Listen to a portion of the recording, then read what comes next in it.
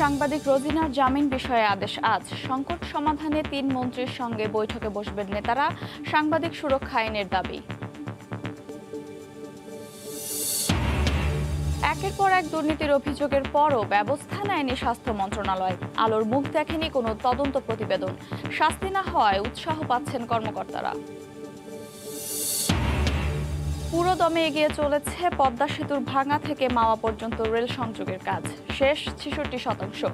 সেতুতে গাড়ির সঙ্গে রেল চলার প্রত্যাশা। বুধবার খুলনা উপকূল অতিক্রম করতে পারে ঘূর্ণিঝড় ইয়াস। আম্পানের থেকেও ভয়াবহ হওয়ার শঙ্কা। নিম্নচাপের প্রভাবে বৃষ্টির পূর্বাভাস। এবং লঙ্কা বধের মিশনে আজ মাঠে নামছে বাংলাদেশ। সাকিব মুস্তাফিজের ফেরায় আত্মবিশ্বাসী টাইগাররা। প্রতিদ্বন্দ্বিতা করতে চায় লঙ্কানরা।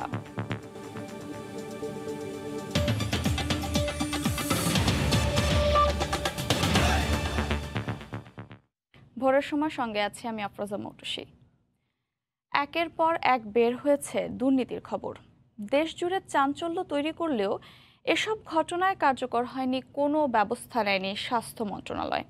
কোনো কোনো ক্ষেত্রে অব্যবস্থাপনার অভিযোগ ছিল খোদ শীর্ষ কর্মকর্তাদের বিরুদ্ধেই। বেশিরভাগ সময় তদন্তের আয়নায় আসেনি এসব স্বাস্থ্যকাণ্ড। যে কটি তদন্ত রিপোর্ট হয়েছে সেগুলো দেখেনি আলোর মুখ। বিশ্লেষকরা মনে করেন এভাবে শত অভিযোগের পরও ব্যবস্থা না নেয়ায় নতুন করে দুর্নীতিতে উৎসাহিত হন স্বাস্থ্যের কর্মকর্তারা। এহসান জুয়েলের রিপোর্ট। একের পর এক দুর্নীতির অভিযোগ, প্রশ্নবিদ্ধ মন্ত্রণালয়ের দক্ষতা, প্রশ্নবিদ্ধ শীর্ষ কর্তারা। করোনাকালে জরুরি স্বাস্থ্য সুরক্ষা সামগ্রী কেনাকাটার সময় যেন শুরু হয় সরকারের অর্থ নয়ছয়ের এক মহোৎসব। শুরুতেই উঠে আসে স্বাস্থ্যের সব কেনাকাটায় মিঠু সিন্ডিকেটের কথা। সিএমএসডির পরিচালক বদলির আগে বিষয়টি জানান মন্ত্রণালয়ে। তবে কোনো অবস্থাতেই সেটা স্বীকার করেননি স্বাস্থ্যমন্ত্রী। যে এখনো স্বাস্থ্য মন্ত্রণালয়ের সিন্ডিকেট কাজ করছে। মিঠু সিন্ডিকেট, মিঠুটা কোন ব্যক্তি সেটা আমি দেখি নাই। করোনাকালে সামনে থেকে নেতৃত্ব দেওয়ার পরিবর্তে মন্ত্রীর দীর্ঘদিন মন্ত্রণালয়ে অনুপস্থিত থাকার বিষয়টি উঠে আসে শুরুতেই। তখন অবশ্য নিজের ঘরে থেকে কাজ করার কথা উল্লেখ করে সময় সংবাদকে মন্ত্রী জানিয়েছিলেন তিনি যেখানে বসেন সেটাই অফিস। অফিস আমাদের বিভিন্ন জায়গায়, এখন এই রুমটাই তো শুধু অফিস নয়, অফিস তো বহু জায়গায় আছে। আমরা বহু জায়গা থেকে কাজ করি, কাজে যেখানেই বসবো আমি সেটাই তো অফিস। বিশ্বব্যাংকের সহযোগিতায় জরুরি কেনাকাটার জন্য ইআরপিপি প্রকল্পের শত কোটি টাকা লুটপাটের একাধিক খবর উঠে আসে সময় সংবাদের অনুসন্ধানে। গাড়ির যন্ত্রপাতি আমদানির প্রতিষ্ঠান, কম্পিউটার প্রতিষ্ঠান, ইলেকট্রনিক্স আমদানিকারক প্রতিষ্ঠান সহ রাতারাতি গজিয়ে ওঠা অনেকেই পান কোটি টাকার কাজ। তাদের অনেক প্রতিষ্ঠানকে ঠিকানায় গিয়ে খুঁজে পাওয়া যায়নি। ফলাফল পণ্য সরবরাহ না করেই টাকা নিয়ে গায়েব হয়ে যান অনেকে। বহুল আলোচিত ডাক্তার সাবরিনা ও রিজেন্টের শাহেদের জালিয়াতির সাথেও বের হয়ে আসে মন্ত্রণালয়ের শীর্ষ কর্তাদের যোগসূত্র। এসব ঘটনায় সরকারের ইমেজ ক্ষুণ্ণের পাশাপাশি জনগণ সেবা বঞ্চিত হলেও বহাল তবিয়তে আছেন মন্ত্রণালয় ও স্বাস্থ্য সংশ্লিষ্ট সবাই। ভূত এখনো সর্ষেই আছে বলে মনে করেন বিশেষজ্ঞরা। স্বাস্থ্য বিভাগে নেতৃত্বহীনতা কিংবা সংশ্লিষ্ট অন্যান্য বিভাগ এবং মন্ত্রণালয়ের মধ্যে সমন্বয় না থাকার ফলে স্বাস্থ্য বিভাগে নানা ধরনের যেগুলো দুর্নীতি দেখা গিয়েছে বিভিন্ন সময়। দুর্নীতির অভিযোগ মাথায় নিয়ে শীর্ষ কর্তাদের মধ্যে একমাত্র স্বাস্থ্য অধিদপ্তরের ডিজি আবুল কালাম আজাদকে সরে যেতে হয়, কিন্তু তার দুর্নীতির তদন্ত রিপোর্ট এখনো আলোর মুখ দেখেনি। এহসান জুয়েল, সময় সংবাদ, ঢাকা। সাংবাদিক রোজিনা ইসলামের জামিনের বিষয়ে আজ আদেশ দেবেন আদালত। গত বৃহস্পতিবার ঢাকার চিফ মেট্রোপলিটন ম্যাজিস্ট্রেট আদালতে রোজিনার জামিনের ভার্চুয়াল শুনানি অনুষ্ঠিত হয়, কিন্তু সেদিন কোনো আদেশ দেননি আদালত। মামলার নথিপত্র পর্যালোচনা করে আজ আদেশের জন্য দিন ধার্য করেন। এর আগে 17 মে পেশাগত দায়িত্ব পালনে সচিবালয়ের স্বাস্থ্য মন্ত্রণালয়ে যান রোজিনা ইসলাম। সেখানে তথ্য চুরির অজুহাতে মন্ত্রণালয়ের কর্মকর্তারা একটি কক্ষে 5 ঘন্টা আটকে রাখেন। এরপর রাত 9টার দিকে তাকে শাহবাগ থানায় নিয়ে যাওয়া হয়। পরবর্তীতে তার বিরুদ্ধে অফিসিয়াল সিক্রেটস অ্যাক্ট ও দণ্ডবিধিতে মামলা দায়ের করে রিমান্ড চায় পুলিশ। আদালত পুলিশের আবেদন নামঞ্জুর করে তাকে কাশিমপুর কারাগারে পাঠানোর নির্দেশ দেন।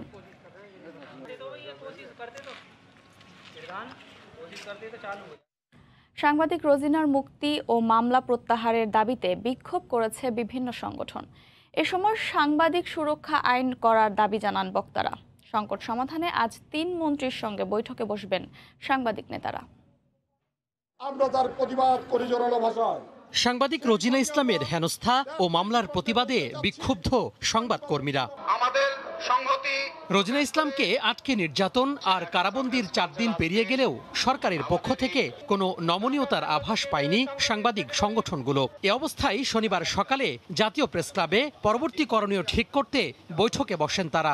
সংকট সমাধানে সরকারের সাথে আলোচনার কথা জানান নেতারা। এই সমন্বিত পথ চলার যে আমাদের প্রতিশ্রুতি, তাতে ঐক্যবদ্ধ অবস্থানে থাকবেন, দৃঢ়তার সাথে থাকবেন। কিছু মামলা আজকে যেভাবে রোজিনাকে ইস্যু নিয়ে সরকারকে এবং গণমাধ্যমকে মুখোমুখি দাঁড় করিয়েছে, সেই অবস্থান থেকে আমরা সবাই সরে আসতে চাই। যারা সরকারের মধ্যে নীতি নির্ধারক আছে তাদের কাছে আমাদের ডেলিগেশন যাবে।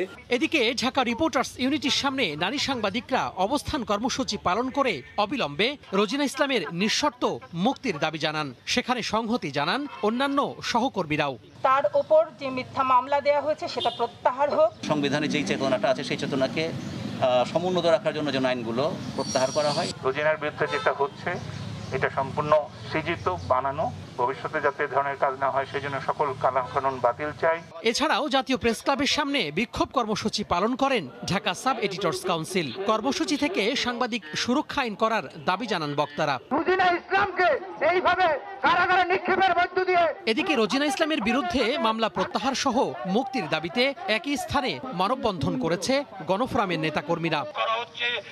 এদিকে একই দাবিতে ঢাকা বিশ্ববিদ্যালয়ের রাজু ভাস্কর্যের সামনে মানববন্ধন করেছে মুক্তিযুদ্ধ মঞ্চ।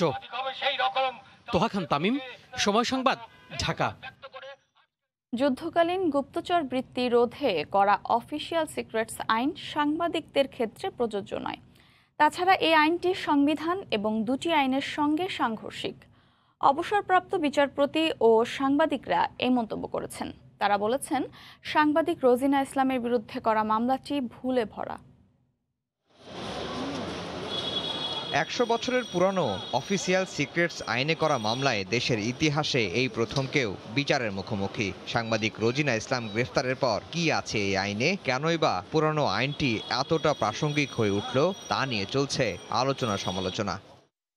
আইনটি বিশ্লেষণ করে বিশিষ্টজনরা বলছেন, যুদ্ধকালীন গুপ্তচর বৃত্তি রোধে ব্রিটিশদের বানানো এই আইন শুধুমাত্র সরকারি কর্মকর্তাদের ক্ষেত্রেই প্রযোজ্য। জনস্বার্থে যদি আপনি কোনো তথ্য প্রকাশ করেন, আপনি সরকারি কর্মকর্তা বা যেই হন, আপনাকে প্রোটেকশনের দেওয়ার ব্যবস্থা আছে 2011 সনের। আরেকটু হচ্ছে ফৌজদারি দণ্ডবিধির 501, 502 ধারা, যে কোনো সাংবাদিক যদি অপরাধ করেনও তার বিরুদ্ধে কোনো ওয়ারেন্ট জারি হবে না, তার বিরুদ্ধে সমন জারি হবে। এতগুলি সুবিধাজনক আইন সাংবাদিকদের জন্য থাকার পরেও সে 100 বছরের পুরনো আইন যারা ব্যবহার করে, তারা যেটা বিশেষ উদ্দেশ্যে ব্যবহার করেছে এই বিষয়ে কোনো সন্দেহ নেই। অবসরপ্রাপ্ত একজন বিচারপতি বলছেন, আইনটি সংবিধান সহ অন্তত দুটি আইনের সঙ্গে সরাসরি সাংঘর্ষিক। যে এজাহার আমি দেখেছি পত্রপত্রিকায়, সে এজাহার আইনের দৃষ্টিতে মোটেও টিকে না। মারাত্মক একটি ভুল করেছে, যার জন্য এই মামলা টিকবে না।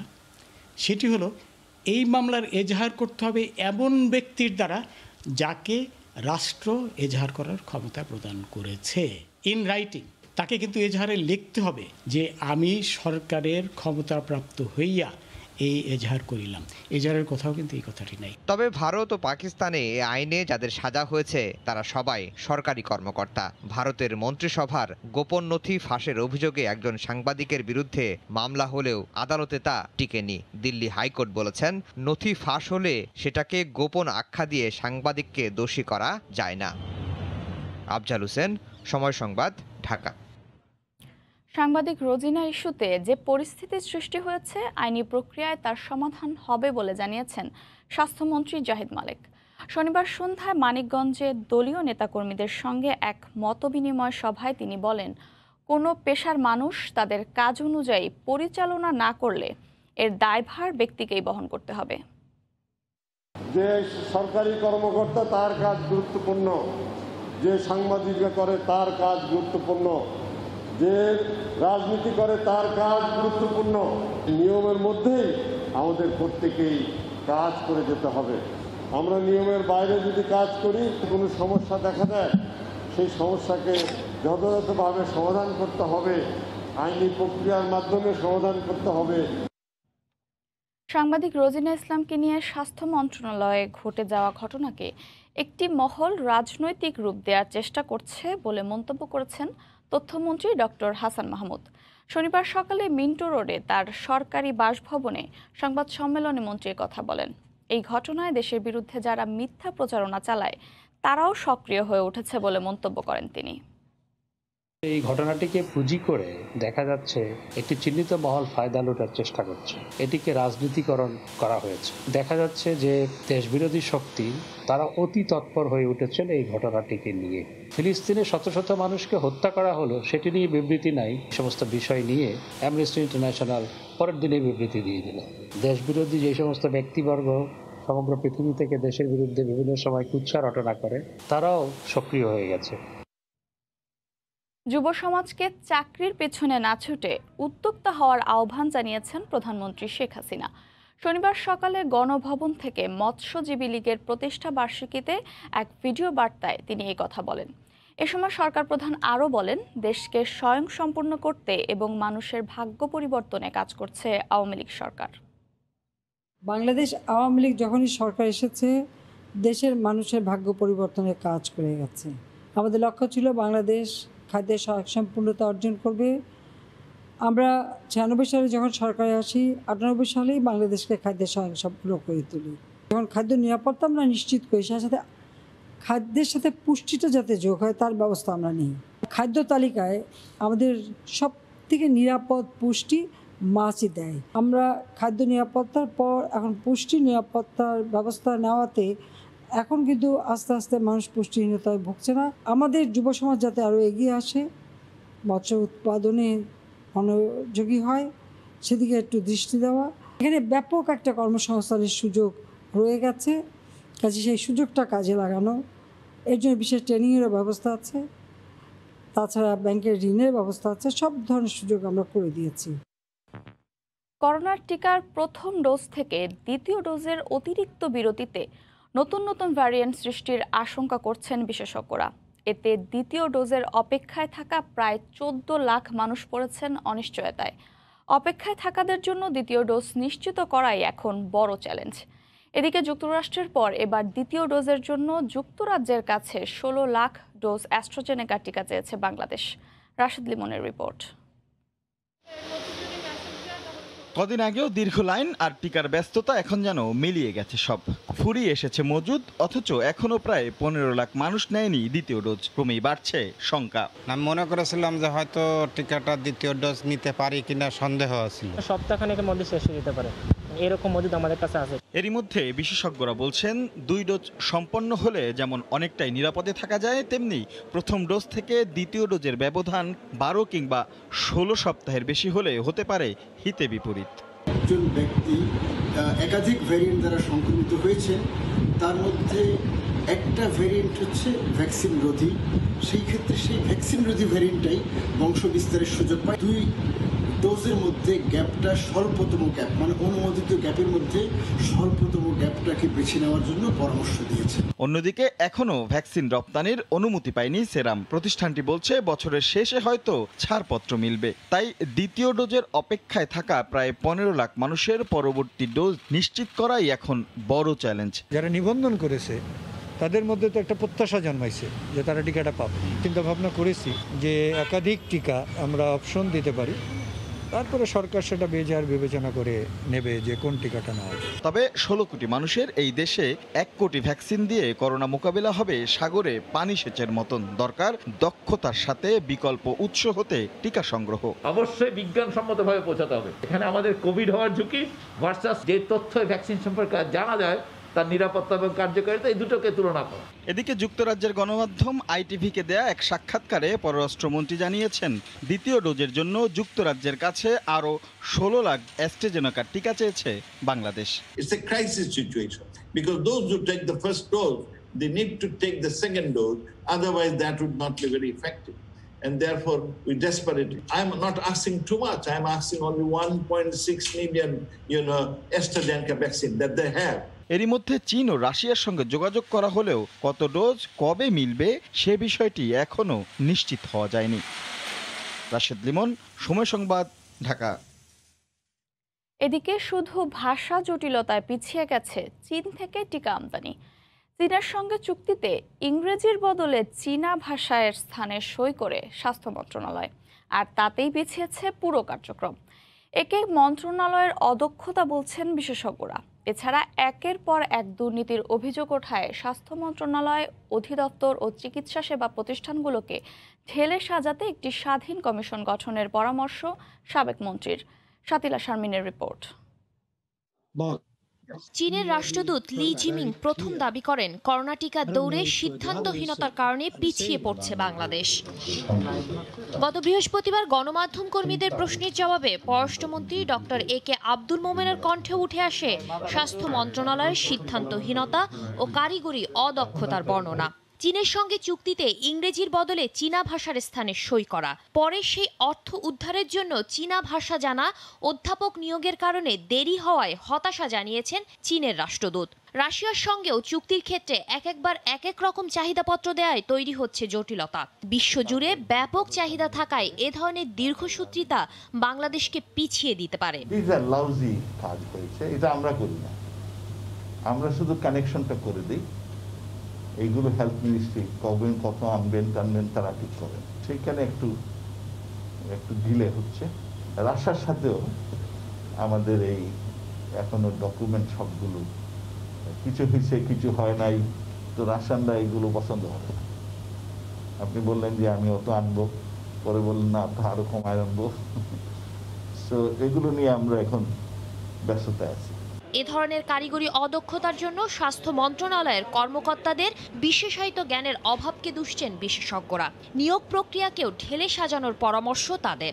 যারা আছে তাদেরকে এই ফাইন্যান্স, অ্যাকাউন্টিং, প্রকিউরমেন্ট এই যে বিষয়গুলো আছে তাদেরকে আরো বেশি ট্রেনিং দেওয়া দরকার, এবং ট্রেনিং দিয়ে তাদের ক্যাপাসিটি যদি বৃদ্ধি করা হয় তাহলে হয়তো যে এখানে যে বিষয়গুলো আছে সেই বিষয়গুলো হয়তো আরেকটু সামনের দিকে এগোতে পারবে। এদিকে স্বাস্থ্য মন্ত্রণালয়, অধিদপ্তর ও চিকিৎসা সেবার প্রতিষ্ঠানগুলোকে ঢেলে সাজাতে একটি স্বাধীন কমিশন গঠনের পরামর্শ সাবেক স্বাস্থ্যমন্ত্রী আফামা রুহুল হকের। বাংলাদেশের যে ব্যবস্থাপনা, এই ব্যবস্থাপনার মধ্যে কোনটি প্রযোজ্য?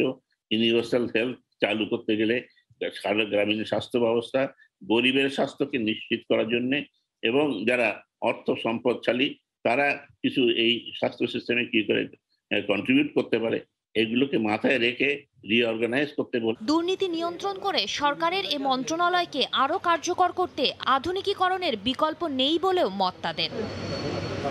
শাতিলা শারমিন, সময় সংবাদ, ঢাকা।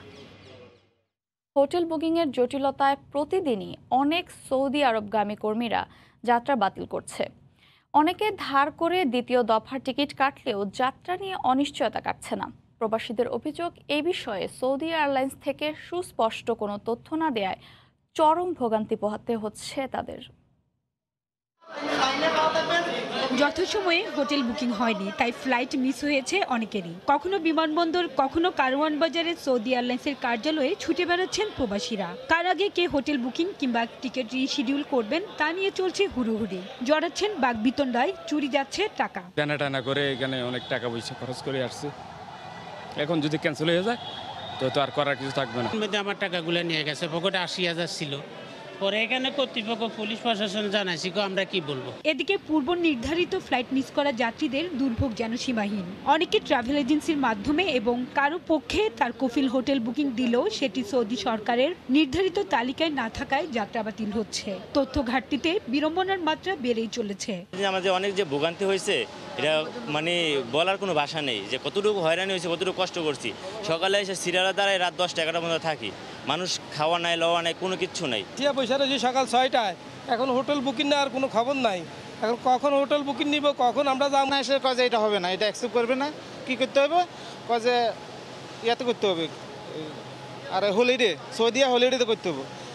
আমার তো শেষ ফ্লাইট মিস হয়ে গেছে। যাত্রীরা বলছেন সিন্ডিকেটের দৌরাত্মে নির্ধারিত হোটেল বুকিংয়ে অতিরিক্ত ব্যয়ের পাশাপাশি দুর্ভোগ বেড়েছে তাদের। অ্যাপের মাধ্যমে হোটেল বুকিংয়েও তৈরি হয়েছে জটিলতা। সিন্ডিকেট করে টাকাটা কামাই নিচ্ছে, অ্যাকচুয়ালি এদের লজিক দেখাচ্ছে, এক্সকিউজ দেখাচ্ছে, কিন্তু এগুলো আসলে কার্যকর না।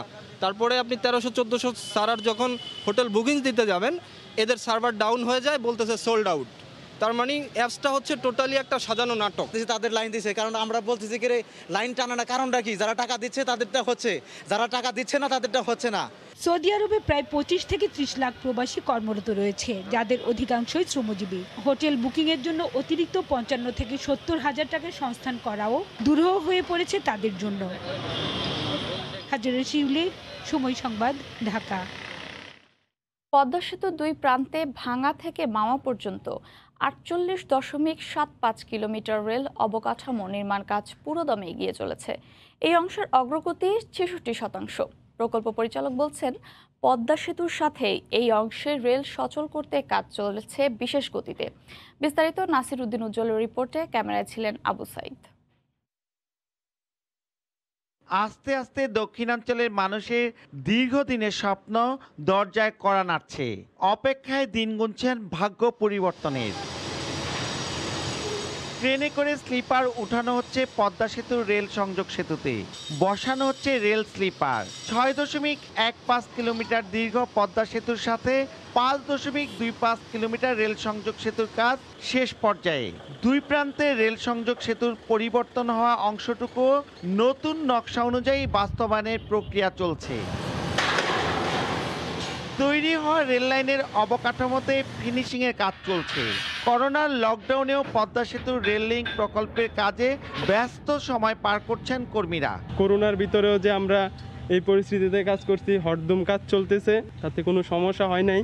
পরবর্তীতে মনে হবে যে না, পদ্মা সেতুতে কাজ করছি, অনেকটা গর্বের বিষয়। পদ্মা সেতুর নিচতলায় 1312টি রেলওয়ে স্ট্যান্ডারের মধ্যে বসে গেছে 1200টি, আর 2959টি রেলওয়ে স্ল্যাবের 2684টি বসে গেছে। বাকি মাত্র 9% কাজ এবং গ্যাস লাইন স্থাপনের পরই মূল সেতুতে রেল লাইন তৈরির জন্য রেল কর্তৃপক্ষকে হস্তান্তর করা হবে। 2022 সালের জুনের মধ্যেই পদ্মা সেতুতে যানবাহন ও রেলপথ চলাচলের আশা কর্তৃপক্ষের। এই কাজগুলো কমপ্লিট হওয়ার পরে আমরা রেলওয়ের কাছে আগামী বছর রেলওয়ে ট্র্যাক বসানোর জন্য হ্যান্ডওভার করব। পদ্মা সেতু কর্তৃপক্ষের সাথে সমন্বয় করে তাদের নির্ধারিত সময়ে আমরা পদ্মা সেতুতে কাজ, রেল ট্র্যাক বসানোর কাজ শুরু করব। ঢাকা থেকে যশোর পর্যন্ত রেলপথের দৈর্ঘ্য 172 কিলোমিটার। তবে ঢাকা মাওয়া অংশের কাজ শেষ হবে 2024 সালের মধ্যে। ফরিদপুরে ভাঙা থেকে মুন্সিগঞ্জের মাওয়া পর্যন্ত রেলের অবকাঠামো সম্পন্ন প্রায়। আগামী জুন থেকে রেলওয়ে ট্র্যাক স্থাপনের কাজ শুরু হবে। মুন্সিগঞ্জের মাওয়া থেকে নাসির উদ্দিন উজ্জ্বল, সময় সংবাদ। পাইপ বেয়ে বহুতল ভবনের উপরে ওঠা, তারপর গ্রিল কেটে ভেতরে ঢুকে সিন্দুক ভেঙে টাকা নিয়ে কেটে পড়া, মাত্র কয়েক মিনিটে শেষ করে পুরো কাজ। চট্টগ্রামে 27 লাখ টাকা সহ একজনকে গ্রেফতারের পর বের হয়ে আসে চুরির রহস্য। গ্রিল কেটে ব্যাংকে প্রবেশের পর টাকা না পেয়ে অপর একটি ব্যবসা প্রতিষ্ঠান থেকে এই টাকা চুরি করে সে। আশরাফুল আলম মামুনের ক্যামেরায় কর্মলদের রিপোর্ট। সিসিটিভি ফুটেজে দেখা যাচ্ছে নগরীর জুবলি রোডের একটি 4তলা ভবনের ভেতরে ঢুকে চুরি করছে মুনির। কিছুক্ষণ পর টাকা ভর্তি থলে নিয়ে বের হয়ে এসে সিএনজি অটোরিকশায় ঘটনাস্থল ছাড়ছে সে। পাইপ দিয়ে উঠছি, ওইটা 3তলা ভাঙছি, ভাঙ্গা ভিতরে ঢুকছি, ঢুকে ওই সিসি ক্যামেরার ফুটেজ টুটেজ এগুলো মানে পানিতে চুবাইছি। চুবই এখানে টাকা না পাওয়াতে তো আমি 4তলা উঠছি, 4তলা জানালা ভাঙ্গা তারপর ওই সিন্দুক ভাঙছি, সিন্দুক ভাঙ্গা টাকা নিছি। মূলত 18 মে মধ্যরাতে প্রথমে বহুতল এই ভবনের গ্রিল কেটে 3য় তলার ব্যাংকে ঢোকে মনির। সেখানে টাকা না পেয়ে আবারও গ্রিল কেটে ঢুকে যায় 4র্থ তলায়। সেখান থেকে 27 লাখ টাকা চুরি করে সটকে পড়ে। আমাদের সন্দুকের তালাটা তারা কিভাবে ভাঙলো এটা এখন আমরা বুঝতে পারিনি, এবং ওখানে যে টাকাগুলো রাখা ছিল ওখান থেকে ওটা সরাই নিয়ে গেছে। ব্যাংক কর্তৃপক্ষ অভিযোগ না করলেও বাংলাদেশ সাপ্লায়ার্সের মালিকের মামলায় চোরের সন্ধানে অভিযানের নামে পুলিশ। শুক্রবার রাতভর অভিযানে আটক করা হয় মুনির, স্ত্রী খুকুমণি ও সিএনজি চালক মাহফুজকে। উদ্ধার করা হয় চুরির 27 লাখ টাকা। নিজস্ব একটি সিএনজি ভাড়া করা থাকে, সেই সিএনজির মাধ্যমে করেই সে চট্টগ্রামের বিভিন্ন অফিসে, আদালতে, যেগুলোতে লাইট থাকে না, অন্ধকার থাকে, যেখানে নাইট গার্ড থাকে না, এরকম জায়গাগুলোকে বেছে বেছে সেই জায়গাগুলোকে চুরির টার্গেট হিসাবে সে গ্রহণ করে। পুলিশ জানায় গত 7 বছরে নগরীতে বহুবার চুরি করে মুনির। একাধিকবার গ্রেপ্তারও হয়, কিন্তু প্রতিবারেই জামিনে বেরিয়ে ফের চুরি করে সে। যে সকল অফিসে আলো অন্ধকার থাকে সেই সকল অফিসে টার্গেট করে পেছন দিয়ে পাইপ দিয়ে যে কোনো বিল্ডিংয়ের যে কোনো তারা উঠতে সক্ষম এবং মিনিটের মধ্যেই যে কোনো জানালার গ্রিল কেটে ভিতরে ঢুকে চুরি কাজ করতে পারে। এই ঘটনায় ব্যাংকের পক্ষ থেকে দ্বিতীয় মামলা করা হয়। কমল দে, সময় সংবাদ, চট্টগ্রাম। অবৈধ পথে ইতালি যাওয়ার সময় লিবিয়ার তিউনিশিয়ার ভূমধ্যসাগরে নৌকাডুবিতে এখনও নিখোঁজ মাদারীপুরের সেন্টু মণ্ডল। ওই ঘটনায় একই গ্রামের 14 জন প্রাণে বেঁচে গেলেও অজানা শঙ্কা আর আতঙ্কে দিন কাটছে তাদের পরিবারের। মাদারীপুর থেকে সঞ্জয় কর্মকার, অভিজিতের তথ্য ও শাহাদাত আকনের ছবিতে রিপোর্ট। আমার আশেপাশে সব লোকেরই খোঁজ শুনছে, কিন্তু আমার স্বামীর খবরটা আমি আর পাই না। স্বামী সেন্টু মণ্ডল আর ফিরবেন কিনা জানেন না স্ত্রী সাথী আক্তার ও তার 3 অবুঝ সন্তান। ভাগ্যের চাকা ফেরাতে জীবনের ঝুঁকি নিয়ে অবৈধভাবে ইতালি যাবার সময় গত সোমবার লিবিয়ার তিউনিশিয়ার ভূমধ্যসাগরে নৌকাডুবিতে নিখোঁজ হন সেন্টু। তার সাথে এই ঘটনায় বেঁচে যায় মাদারীপুর সদর উপজেলার নয়াচর গ্রামের 14 যুবক ও তরুণ। এই খবরে পরিবারের মাঝে স্বস্তি ফিরলেও কাটেনি ভয় আর আতঙ্ক। গেমের দিন কইছে যে আব্বা আমার দোয়া করিয়ে না আমি যাইতেছি, ওই পর্যন্ত আর কোনো কথা হয়নি। 3টা মেয়ে, একটা মেয়েও বড় না, সবই ছোট ছোট বাচ্চা। এদের কি হবে? ওরা এতগুলা টাকা যে নিল, মানুষের একটা লাইট জ্যাকেট ওরা দিতে পারে নাই। স্থানীয়রা জানান নয়াচর গ্রামের মানব পাচার চক্রের সক্রিয় সদস্য মহসিন মাতবর অবৈধভাবে সমুদ্র পথে ইতালি নেওয়ার কথা বলে প্রত্যেক পরিবারের কাছ থেকে 7.5 লাখ টাকা করে নেয়। জমি জমা বিক্রি কিংবা ব্যাংক থেকে ঋণ নিয়ে প্রত্যেকে মহসিনের হাতে তুলে দেন সব টাকা। দুঃসংবাদ জানার পর মহসিনের বিচার চান তারা। মহাসিং দালাল তো এই পাশের বাসার একটা ছেলে পাঠাইছে, ওর মারফতে ওই ছেলেটা ইটালি গেছে। তো অগদারে শুনে মহাসিনের সাথে আমি কথা বলছি, কইছে হ্যাঁ পাসপোর্ট করেন, আমি তো লোক নেই, এত টাকা আমাদের কিছু না, আমরা কি খেয়ে বাঁচবো? হ্যাঁ কইতে না জানি দিন কোন দিকে। জেলা প্রশাসক জানান দালালদের তালিকা করে নেওয়া হবে কঠোর ব্যবস্থা। দালালের বিরুদ্ধে আমরা আইনগত ব্যবস্থা নিব, যদি পাওয়া যায় তাদের অবশ্যই এটা আইনগত ব্যবস্থা নিতে হবে। অবৈধভাবে বিদেশ যাত্রার প্রবণতা মাদারীপুর জেলায় সবচেয়ে বেশি। এই সুযোগকে কাজে লাগিয়ে গড়ে উঠেছে একাধিক দালাল চক্র। একাধিক মামলা হলেও রাজনৈতিক ছত্রছায়ায় গড়ে ওঠা এই দালাল চক্র বারবার রয়ে যায় ধরাছোঁয়ার বাইরে। সময় সংবাদ, মাদারীপুর। ভোরের সময় আরও থাকছে। করোনার মধ্যে লকডাউন উপেক্ষা করে ক্যাম্প থেকে লোকালয়ে চলে আসছেন রোহিঙ্গারা।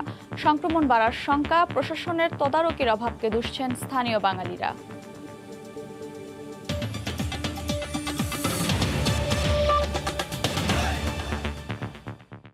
ধেয়ে আসছে ঘূর্ণিঝড় ইয়াস। 26 মে অতিক্রম করতে পারে দক্ষিণাঞ্চলের উপকূলীয় এলাকা। আবহাওয়া অফিস জানিয়েছে ভারতের উড়িষ্যা ও পশ্চিমবঙ্গ হয়ে বেরিয়ে যাবে ঘূর্ণিঝড়টি। বঙ্গোপসাগরে সৃষ্ট নিম্নচাপের প্রভাবে কাল থেকেই ঝোড়ো হাওয়া সহ বৃষ্টির পূর্বাভাস দেওয়া হয়েছে।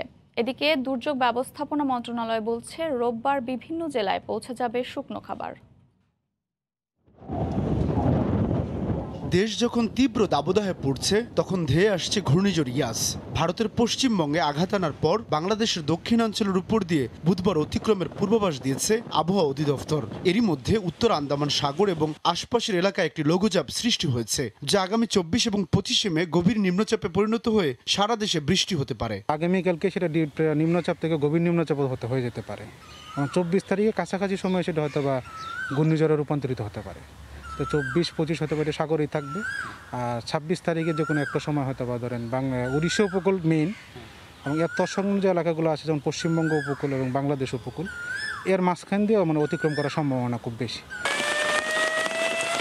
কবে কখন ঘূর্ণিঝড়টি আছড়ে পড়বে সে বিষয়ে সময়ের সাথে সাথে স্পষ্ট ধারণা মিলবে বলে জানিয়েছেন আবহাওয়া অফিস। এদিকে দুর্যোগ ব্যবস্থাপনা ও ত্রাণ মন্ত্রণালয়ের এক জরুরি সভায় জানানো হয় উপকূলীয় এলাকায় সতর্কতামূলক ব্যবস্থার পাশাপাশি ঘূর্ণিঝড় মোকাবেলায় সব ধরনের প্রস্তুতি নিচ্ছে সরকার। স্কাউটের প্রায় 6 লক্ষ ভলান্টিয়ার আছে উপকূলীয় অঞ্চলে। সেই স্কাউটের ভলান্টিয়ার কাজ করবে, রেড ক্রিসেন্টের ভলান্টিয়ার কাজ করবে, মাঠ প্রশাসনের লোকজন কাজ করবে। আমাদের কাছে শুকনা খাবার প্রচুর মজুদ আছে। আমরা হয়তো আগামীকাল বিভিন্ন জেলায় শুকনা খাবারও আমরা পাঠিয়ে দিব। এরই মধ্যে 1 নম্বর সতর্ক সংকেত দিয়েছে আবহাওয়া অফিস।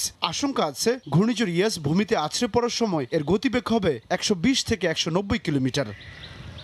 সাদাত রহমতুল্লাহ, সময় সংবাদ, ঢাকা। সরকারি বিধিনিষেধ অমান্য করে লকডাউন হওয়া 5টি ক্যাম্পের রোহিঙ্গারা বাইরে চলে আসায় স্থানীয়দের মধ্যে করোনা সংক্রমণ নিয়ে চরম আতঙ্ক দেখা দিয়েছে। সংক্রমণের ঊর্ধ্বগতি ঠেকাতে ক্যাম্পগুলো লকডাউন করলেও প্রশাসনের যথাযথ তদারকি না থাকায় সেখানকার রোহিঙ্গারা নানা অজুহাতে স্থানীয় লোকালয়ে চলে আসছে। তবে এখন থেকে লকডাউন করা ক্যাম্পে চলাচল বন্ধ করে দেয়া হবে বলে জানিয়েছে আর্মড পুলিশ ব্যাটালিয়ন। আরও জানাচ্ছেন সুজাউদ্দিন রুবেল। উখিয়ার কুতুপালং বাজার, নানা ধরনের শাকসবজি ও ফলমূল বিক্রি হয় এই বাজারে, যা কেনাকাটায় ব্যস্ত শত শত মানুষ। কিন্তু কেউ মানছেন না স্বাস্থ্যবিধি, ব্যবহার করছেন না মাস্ক। ক্রেতা বিক্রেতাদের মধ্যে স্থানীয় লোকজনের পাশাপাশি রয়েছে রোহিঙ্গারাও। লকডাউন করা ক্যাম্প থেকে বের হয়ে এসে অনেক রোহিঙ্গা বসেছেন ফলের পাশাপাশি বিক্রি করছেন পান বা শাকসবজি।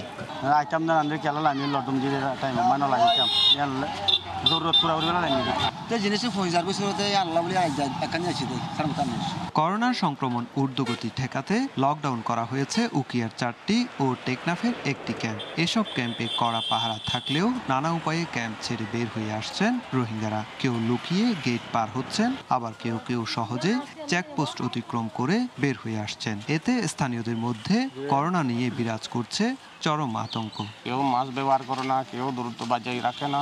রোহিঙ্গারা দেওয়া আমাদের সাথে মিশে যাচ্ছে, তাও আমরা তো আক্রান্ত হওয়ার সম্ভাবনা বেশি। মাস্ক পরা এবং স্বাস্থ্যবিধি মেনে চলা, এই সচেতনতা সৃষ্টি করাই হবে তার মূল লক্ষ্য। সেটি প্রশাসনকে বাস্তবায়নে আরও কঠোর হতে হবে। তবে রোহিঙ্গা ক্যাম্পের নিরাপত্তায় নিয়োজিত এপিবিএনের কর্মকর্তা জানালেন, সংক্রমণ রোধে লকডাউন করা ক্যাম্পে রোহিঙ্গাদের পাশাপাশি সাধারণ মানুষের চলাচল কঠোরভাবে নিয়ন্ত্রণ করা হবে। তারা যেন এই লকডাউনের যে বিধিমালা এগুলো যেন তারা মানেন এবং তারা যেন ভালো থাকেন, সুস্থ থাকেন, সে লক্ষ্যে আমরা তাদেরকে বিভিন্নভাবে বোঝানোর চেষ্টা করে যাচ্ছি। কক্সবাজারের উখিয়া ও টেকনাফের 34টি আশ্রয় শিবিরে করোনায় আক্রান্ত হয়েছেন 906 জন রোহিঙ্গা, আর মারা গেছেন 13 জন। রোহিঙ্গা আশ্রয় শিবিরে দিন দিন বেড়ে চলেছে করোনা ভাইরাসের সংক্রমণ, যার কারণে ঝুঁকিতে পড়ছে স্থানীয়দের জীবনও। তাই দ্রুত স্থানীয় জনগোষ্ঠী এবং রোহিঙ্গাদের জাতিসংঘের মাধ্যমে ভ্যাকসিনের আওতায় আনার দাবি সংশ্লিষ্টদের। উখিয়ার কুতুপালং ক্যাম্প থেকে সুজাউদ্দিন রুবেল, সময় সংবাদ, কক্সবাজার। কাল থেকে স্বাস্থ্যবিধি মেনে সারা দেশে যাত্রীবাহী লঞ্চ চলাচল শুরু করার দাবি জানিয়েছে যাত্রীবাহী লঞ্চ মালিক সমিতি। গতকাল সকালে সদরঘাটের সংবাদ সম্মেলনে তারা এই দাবি জানান। মালিকদের এ দাবির মুখে বিআইডব্লিউটিএ চেয়ারম্যান জানিয়েছেন, সরকারের অনুমতি ছাড়া যাত্রীবাহী লঞ্চ চলাচল করতে দেওয়া হবে না। করোনা সংক্রমণ রোধে এবছর এপ্রিলের 5 তারিখ থেকে দ্বিতীয়বারের মতো গণপরিবহন বন্ধ ঘোষণা করে সরকার। বাস ট্রেনের পাশাপাশি বন্ধ হয়ে যায় যাত্রীবাহী লঞ্চ চলাচল। তবে গণপরিবহন বন্ধের মধ্যে ঈদ উল ফিতরের সময় স্বাস্থ্যবিধির তোয়াক্কা না করে বিভিন্ন উপায়ে গাদাগাদি করে গ্রামে গিয়ে ফের ঢাকায় ফিরতে দেখা গেছে লক্ষ লক্ষ মানুষকে। অন্যদিকে 1.5 মাসেরও বেশি সময় ধরে যাত্রীবাহী লঞ্চ বন্ধ থাকায় অর্থনৈতিক সংকটে পড়েন মালিক, কর্মচারী ও শ্রমিকরা। তাই এক সংবাদ সম্মেলনে আগামী সোমবার থেকে সারা দেশে যাত্রীবাহী লঞ্চ চলাচল শুরুর দাবি জানান মালিকরা। এখন পর্যন্ত নৌ শ্রমিকদের কোনো আর্থিক সহায়তা দেওয়া হয়নি দাবি করে বিভিন্ন সরকারি ফি মওকুফ চান তারা। স্বাস্থ্যবিধির কারণে লকডাউন দেওয়া হয়েছে, কোথাও সেই স্বাস্থ্যবিধি লক্ষ্য করা যাচ্ছে না। তবে কেন লঞ্চ বন্ধ রাখা হয়েছে? লঞ্চ মালিক ও শ্রমিকদের জন্য কোনো প্রকার প্রণোদনা দেওয়া হয়নি। আগামী 24/5/2021 তারিখে হতে সারা দেশে স্বাস্থ্যবিধি মেনে পূর্বের ন্যায় লঞ্চ চলাচলের অনুমতি দেওয়া হোক। মালিকদের দাবির বিষয়ে তাৎক্ষণিকভাবে বিএডব্লিউটির চেয়ারম্যান জানান, গণপরিবহন চালুর অনুমতি দেবে সরকার, বিএডব্লিউটি নয়। লঞ্চগুলো গণপরিবহন হিসাবে চিহ্নিত, সুতরাং সরকার যখনই বুঝবেন যে এখন আমাদের গণপরিবহন চালুর সময় এসছে, তারা যখন নির্দেশনা দিবেন আমরা অবশ্যই তাদেরকে সহযোগিতা করব। তবে এখানে একটা বিষয় আপনাদের মনে রাখতে হবে যে সরকার কিন্তু প্রচুর প্রণোদনা দিয়েছেন। আমরা গত ঈদের আগে 2500 টাকা করে সরকারের কাছ থেকে প্রত্যেকটা নৌযান শ্রমিককে দেওয়ার জন্য অনুমতি পেয়েছি। লকডাউনের কারণে গত বছরও টানা 66 দিন যাত্রীবাহী লঞ্চ চলাচল বন্ধ ছিল। মাহমুদ রাকিব, সময় সংবাদ, ঢাকা। বর্ষার আগেই রাজধানীর বিভিন্ন এলাকায় মিলছে এডিসেল লার্ভা। ডেঙ্গু নিয়ন্ত্রণে তাই 1 জুন থেকে আবারও মাঠে নামছে উত্তর সিটি কর্পোরেশন। অভিযানের আগেই নাগরিকদের সচেতন হওয়ার আহ্বান জানিয়েছেন স্থানীয় সরকার মন্ত্রী তাজুল ইসলাম। 10 জন নির্বাহী ম্যাজিস্ট্রেটের নেতৃত্বে এই অভিযানে কারো বাসায় লার্ভা পাওয়া গেলে ছাড় দেয়া হবে না বলেও হুঁশিয়ার করলেন মেয়র আতিক। কাগজ কলমে বর্ষার মৌসুম শুরু না হলেও এরই মধ্যে কয়েক পশলা বৃষ্টি জানান দিয়েছে খুব বেশি বাকি নেই আষাঢ়ের। আর বর্ষা মানেই ডেঙ্গুর শঙ্কা। তারই প্রমাণ মিলেছে রাজধানীর মিরপুর এলাকায়। বাড়ির চারপাশে পরিত্যক্ত পাত্র ও নির্মাণাধীন ভবনে মিলেছে এডিসের লার্ভা। শনিবার পল্লবীতে সচেতনতামূলক কার্যক্রমে গিয়ে এসব দৃশ্য দেখেন খোদ স্থানীয় সরকার মন্ত্রী ও উত্তরের মেয়র। আগামী সপ্তাহে চিরুনি অভিযানের ঘোষণা দিয়ে মেয়রের হুঁশিয়ারি, এ দফায় বাড়িতে লার্ভা মিললে আর ছাড় দেয়া হবে না। আমাদের কিন্তু এখন সময় আসছে, জেল জরিমানা যেটাই হোক, যেই বাড়ির ভিতরে পাবো আমাদের এডিসের লার্ভা তাকে কিন্তু দায়িত্ব নিতে হবে এবং আমাদের আইন অনুযায়ী যা যা করা দরকার সবই আমাদের বিজ্ঞ ম্যাজিস্ট্রেটরা। স্থানীয় সরকার মন্ত্রী তাজুল ইসলাম বলেন, জনগণের অংশগ্রহণ ছাড়া এডিস মোকাবিলা সম্ভব নয়, তাই সচেতন হতে হবে সবাইকে। সিটি কর্পোরেশন সরকারি কর্মকর্তারা এককভাবে কোনোভাবে সম্ভব নয়। এটার জন্য জনগণকে অংশগ্রহণ করতে হবে এবং সমাজের বিভিন্ন শ্রেণী পেশার মানুষরা স্বতঃস্ফূর্তভাবে যদি অংশগ্রহণ করে তাইলে সত্যিকার অর্থে এটাকে মোকাবিলা করা কঠিন নয়। পরে একটি সচেতনতামূলক র্যালিতে অংশ নেন মন্ত্রী ও মেয়র। পাশাপাশি মাইকিং ও লিফলেট বিতরণের মাধ্যমে এডিস নিয়ন্ত্রণে সচেতনতামূলক কার্যক্রম পরিচালনা করে ঢাকা উত্তর সিটি কর্পোরেশন। রাশেদ লিমন, সময় সংবাদ, ঢাকা। করোনায় হাটবাজারে ক্রেতার উপস্থিতি কম থাকায় এবছর রাজশাহী থেকে অনলাইনে আমের বেচাকেনা নিয়ে তৎপরতা বেড়েছে বিক্রেতাদের। তবে অনলাইনের ক্রেতাদের অভিযোগ, এক্ষেত্রে মানা হচ্ছে না প্রশাসনের নির্ধারিত আম নামানোর সময়সীমা। নির্ধারিত সময়ের আগেই আম দেওয়ার প্রতিশ্রুতি দিচ্ছেন অনলাইন বিক্রেতারা। ফল গবেষকদের মতে বিক্রেতাদের এমন আচরণ নষ্ট করবে রাজশাহীর আমের সুনাম।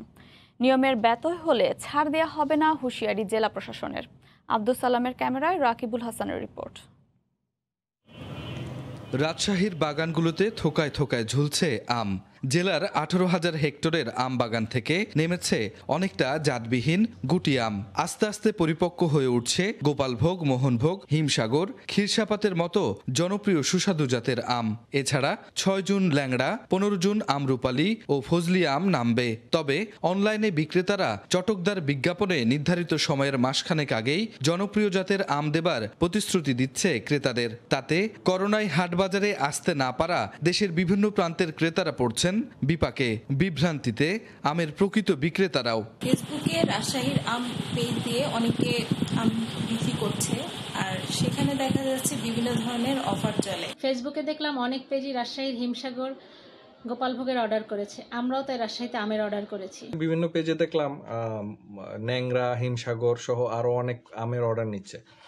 তো এবং মজার বিষয় হলো তারা অনেক কম দামে আমগুলো দিচ্ছে। এই অবস্থায় রাজশাহীর আমের সুনাম রক্ষায় অনলাইন বিক্রেতাদের মনিটরিং এর আওতায় আনার পরামর্শ এই ফল গবেষকের। অনলাইনে যারা দেন তাদেরও মনিটরিং এর আওতায় থাকা দরকার, তা না হলে রাজশাহীর যে সুনাম কোনোভাবেই যেন ক্ষুণ্ণ না হয়। অবশ্য জেলা প্রশাসন বলছে পরিপক্কতার আগে আম বিক্রি করা হলে হাটবাজারের মতো অনলাইন বিক্রেতাদেরও আইনের আওতায় নেওয়া হবে।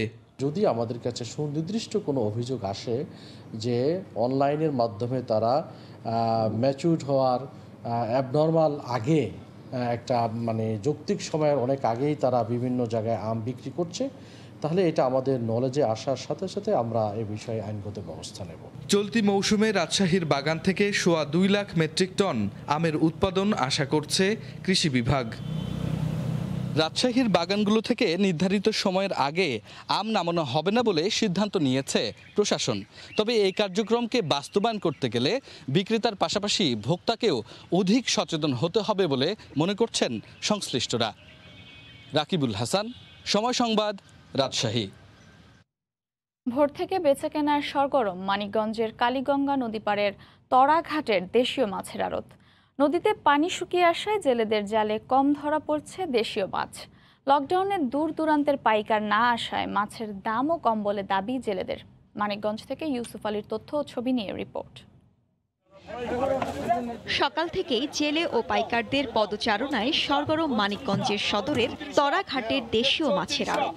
ইছামতি, কালীগঙ্গা, ধলেশ্বরী সহ পদ্মা, যমুনার বোয়াল, আইড়, শোল সহ নানা ধরনের মাছ আসে এই আড়তে। দূর দূরান্তের পাইকার না আসায় মাছের দাম কম বলে দাবি জেলেদের। মাছ পাই গুলশা, ইসা, চিংড়ি, নদীতে তো পানি নাই, মাছের পাইকার আসে না, মাছের দাম পাই না। আমরা চাই যে এই মাছের দামটা জানি সামনে আরো ভালো হয়, তাহলে আমরা একটু ভালো থাকবো। 100 টাকা মাছ বেচা লাগে 50 টাকা কেজি, এরকম বাজার। কাস্টমার আসে না, ধরেন লকডাউনে জানি আইসা বান্না গাড়িগুলো চলে না। বেচাকেনি খুব কম, পাইকার কম, দামও খুব কম যাইতেছে এখন। আড়তের পানি নিষ্কাশন সহ নানা সমস্যার অভিযোগ আড়ত কমিটির এ নেতার। আমাদের লকডাউনে ক্ষতিগ্রস্ত, আমরা পাইকার পত্র কম আসে, মাছও কম আসে, আমরা বিশাল অসুবিধা আছি। আমাদের উপরে ছাদ নাই, হ্যাঁ, থাকার যে সরকারের ব্যবস্থা করে দিত, ড্রেন নাই, হ্যাঁ, ড্রেন মাছের একটা ড্রেন টোন করে তো আমরা সুবিধা পাইতাম। প্রতিদিন অর্ধশতাধিক আড়তদার ও 4 শতাধিক পাইকারদের মাধ্যমে 70 থেকে 80 লাখ টাকার দেশীয় মাছ বেচাকেনা হয় 200 বছরের ঐতিহ্যবাহী এ আড়তে। সময় সংবাদ, মানিকগঞ্জ। মানিকগঞ্জে জমিতে জমিতে চলছে মরিচ তোলার উৎসব। তবে মরিচের বাম্পার ফলনেও খুশি নন কৃষক। দাম কম থাকায় উৎপাদন খরচ তুলতেই হিমশিম খাচ্ছেন তারা। এ বিষয়ে বিস্তারিত জানাতে মানিকগঞ্জের শিবালয়ে আছেন সহকর্মী ইউসুফ আলী। সরাসরি যাচ্ছে তার কাছে। ইউসুফ, মোটরশিট আসলে মানিকগঞ্জের 3টা উপজেলা রয়েছে, এটা হরিরামপুর, ঘিওর এবং কি দৌলতপুর, অর্থাৎ 4টা উপজেলা এবং শিবালয়। এই 4টা উপজেলায় কিন্তু আসলে এই মরিচের জন্য আসলে বিখ্যাত এবং সেই ক্ষেত্রে কিন্তু এখানে ভিন্ন জাতের মরিচ উৎপাদিত হয়। লকডাউন এবং কি এই করোনার কারণে কিন্তু আসলে কৃষকদের অবস্থা এখন খুবই করুণ, অর্থাৎ যে উৎপাদন মূল্য, সেই উৎপাদন মূল্য কিন্তু উঠাতে পারছে না।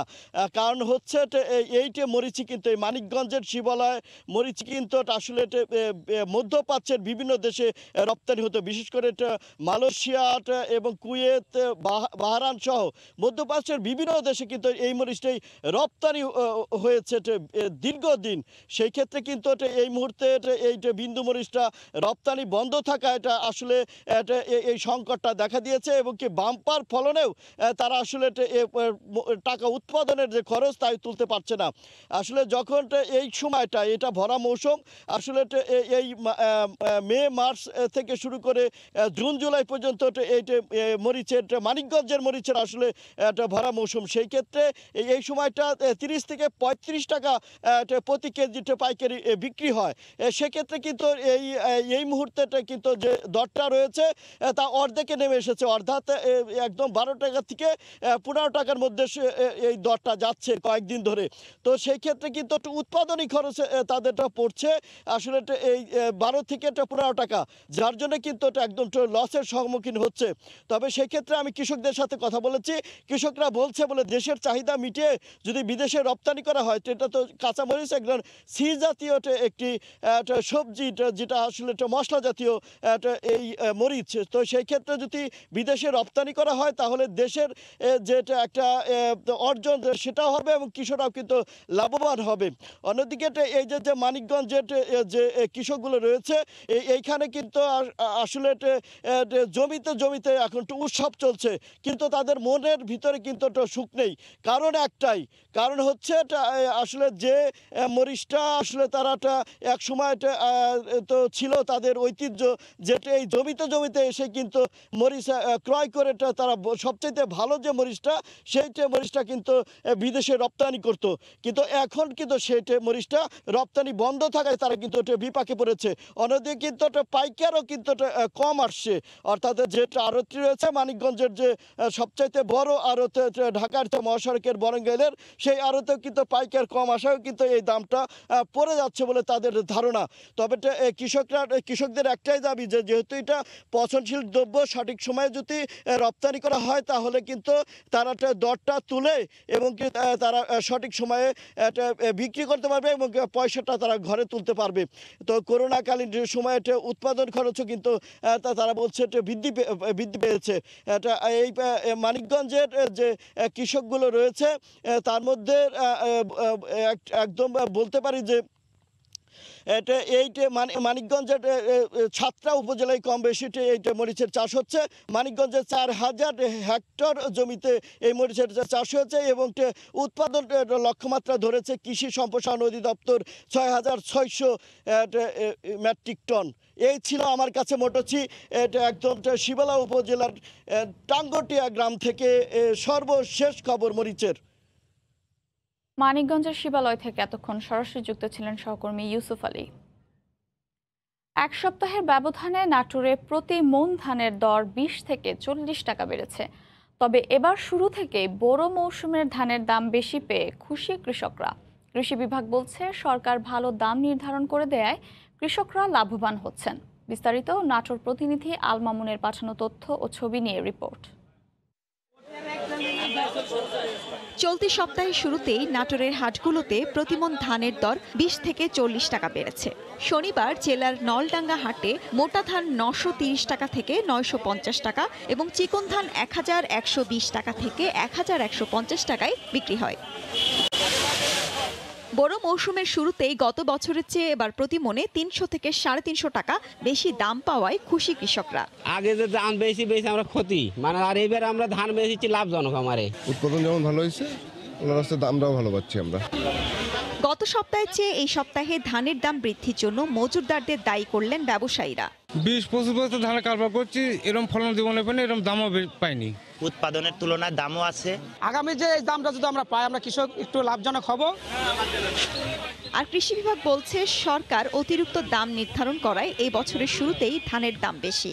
দরটা বেঁধে দেওয়ার কারণে মূলত আমি মনে করি যে আমাদের যে ধানের বাজারে একটু চাঙ্গা আছে। চলতি বছর নাটোর জেলায় 59,500 হেক্টর বোরো ধান আবাদের লক্ষ্যমাত্রা নির্ধারণ করা হলেও উৎপাদন হয়েছে 59,303 হেক্টর। আর শুক্রবার পর্যন্ত 57,112 হেক্টর জমির ধান উত্তোলন করা হয়েছে। সময় সংবাদ, নাটোর। ঈদের পর প্রতি মন রসুনে 200 থেকে 300 টাকা দাম কমেছে। এতে উৎপাদন খরচ উঠছে না বলে দাবি করছেন নাটোর জেলার কৃষকরা। এ বিষয়ে জানাতে নাটোর সদর উপজেলার তেবাড়িয়া হাট থেকে যুক্ত হচ্ছেন সহকর্মী আল মামুন। সরাসরি যাচ্ছি তার কাছে। মামুন, ধন্যবাদ আপনাকে। মাত্র একদিনের ব্যবধানে নাটোরের রসুনের দাম কিন্তু মূল প্রতি 200 টাকা পর্যন্ত কমে এসেছে। চলতি বছর শুরু থেকে নাটোরের রসুনের দাম কম থাকলেও আজকে দাম কমায় কৃষকের মধ্যে হতাশা দেখা দিয়েছে। বিশেষ করে যে বিষয়টি আমরা বলতে পারি, নাটোরের সাদা সোনা হিসাবে কৃষকদের কাছে পরিচিত এই রসুন এবার কিন্তু বড় ধরনের গলার কাটা হিসাবে দাঁড়িয়েছে। চলতি বছর শুরু থেকেই রসুনের দাম 1000 থেকে 1200 টাকার মধ্যে থাকলেও রোজার পর থেকে কিছুটা দাম বৃদ্ধি হওয়া শুরু করে। তবে রোজার ঈদের পরে গতকাল পর্যন্ত প্রতি মন রসুন সর্বোচ্চ 2000 টাকা থাকলেও আজকে কিন্তু সেটি কমে এসেছে।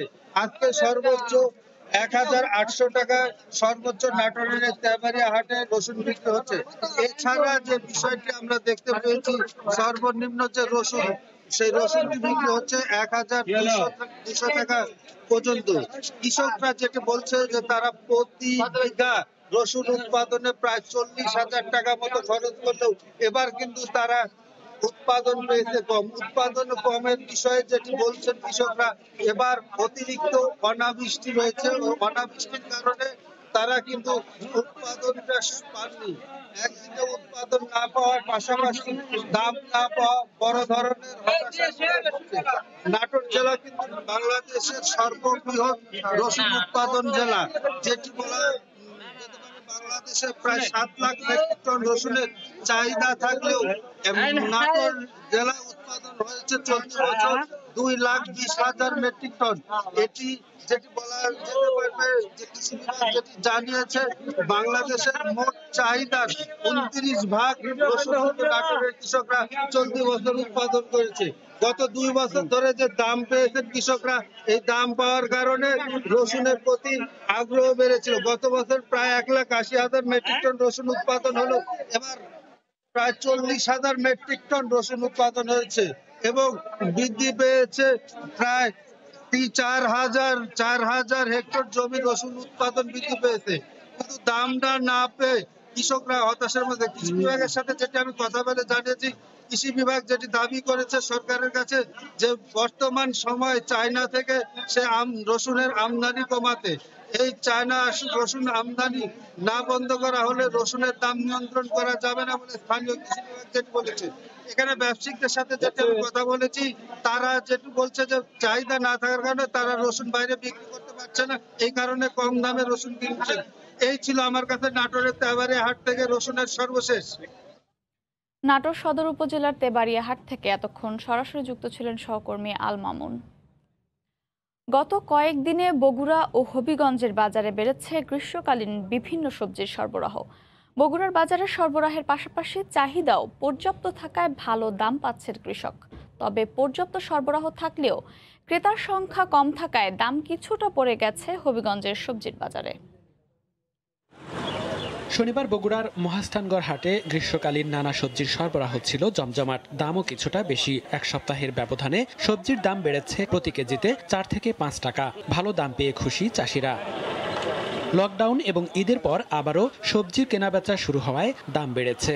মোটামুটি বাজার একটু ভালো পাওয়া যাচ্ছে, এরকম বাজার পাইলে যে কিছুটা আমাদের ভালো হবে। কফি নিচ্ছিলাম আমি 2000 টাকা করে বিক্রি করছি, ফসলও ভালো হয়েছে, আমাকে লাভও মোটামুটি ভালো হয়েছে। এরকম করলে বিক্রয় করলে আসলে খুব মোটামুটি ভালো হবে। আজকে ইনশাল্লাহ মোটামুটি বাজার ভালো। হবিগঞ্জের বিষমুক্ত দেশীয় সবজির সবচেয়ে বড় পাইকারি বাজার কোট স্টেশন এলাকার চাষি বাজার। ভোরের আলো ফোটার সাথে সাথে জমি থেকে সবজি সংগ্রহ করে এই বাজারে নিয়ে আসেন কৃষকরা। বাজারে সরবরাহ বাড়ায় দাম কিছুটা কমেছে সবজির। প্রকারভেদে প্রতি কেজিতে দাম কমেছে 5 থেকে 10 টাকা পর্যন্ত। এতে ক্রেতারা খুশি হলেও হতাশ সবজি চাষিরা। সবজির দাম কমাতে পাইকার বেশি হয় ঠিকই, কিন্তু আমরা যারা ব্যবসায়ী আমরা লাভ খুব কম হয়। চাষি বাজারে অনেক সবজি পাওয়া যায় এবং আগের তুলনায় অনেক দাম কম। সবজি যে আমরা ফলাইছি মনে করেন এবার দাম কমাতে আমরা লাভবান না। এবছর হবিগঞ্জে 16,000 হেক্টর জমিতে সবজি চাষাবাদ হয়েছে। উৎপাদন লক্ষ্যমাত্রা ধরা হয়েছে 3,68,000 মেট্রিক টন। মনিরুজ্জামান প্রান্ত, সময় সংবাদ। গেল বছর বন্যা ও বিভিন্ন রোগবালাইয়ের কারণে ক্ষতিগ্রস্ত হলেও এবছর আবহাওয়া ভালো থাকায় ঘুরে দাঁড়াতে শুরু করেছেন হিলির সীমান্তবর্তী পান চাষিরা। চাহিদার পাশাপাশি ফলন ও দাম ভালো পাওয়ায় খুশি তারা। এই মুহূর্তে হিলির পান বরজ এলাকায় আছেন সহকর্মী শফিকুল ইসলাম শফিক। বিস্তারিত জানতে সরাসরি যাচ্ছি তার কাছে। শফিক। ধন্যবাদ মৌটুসি।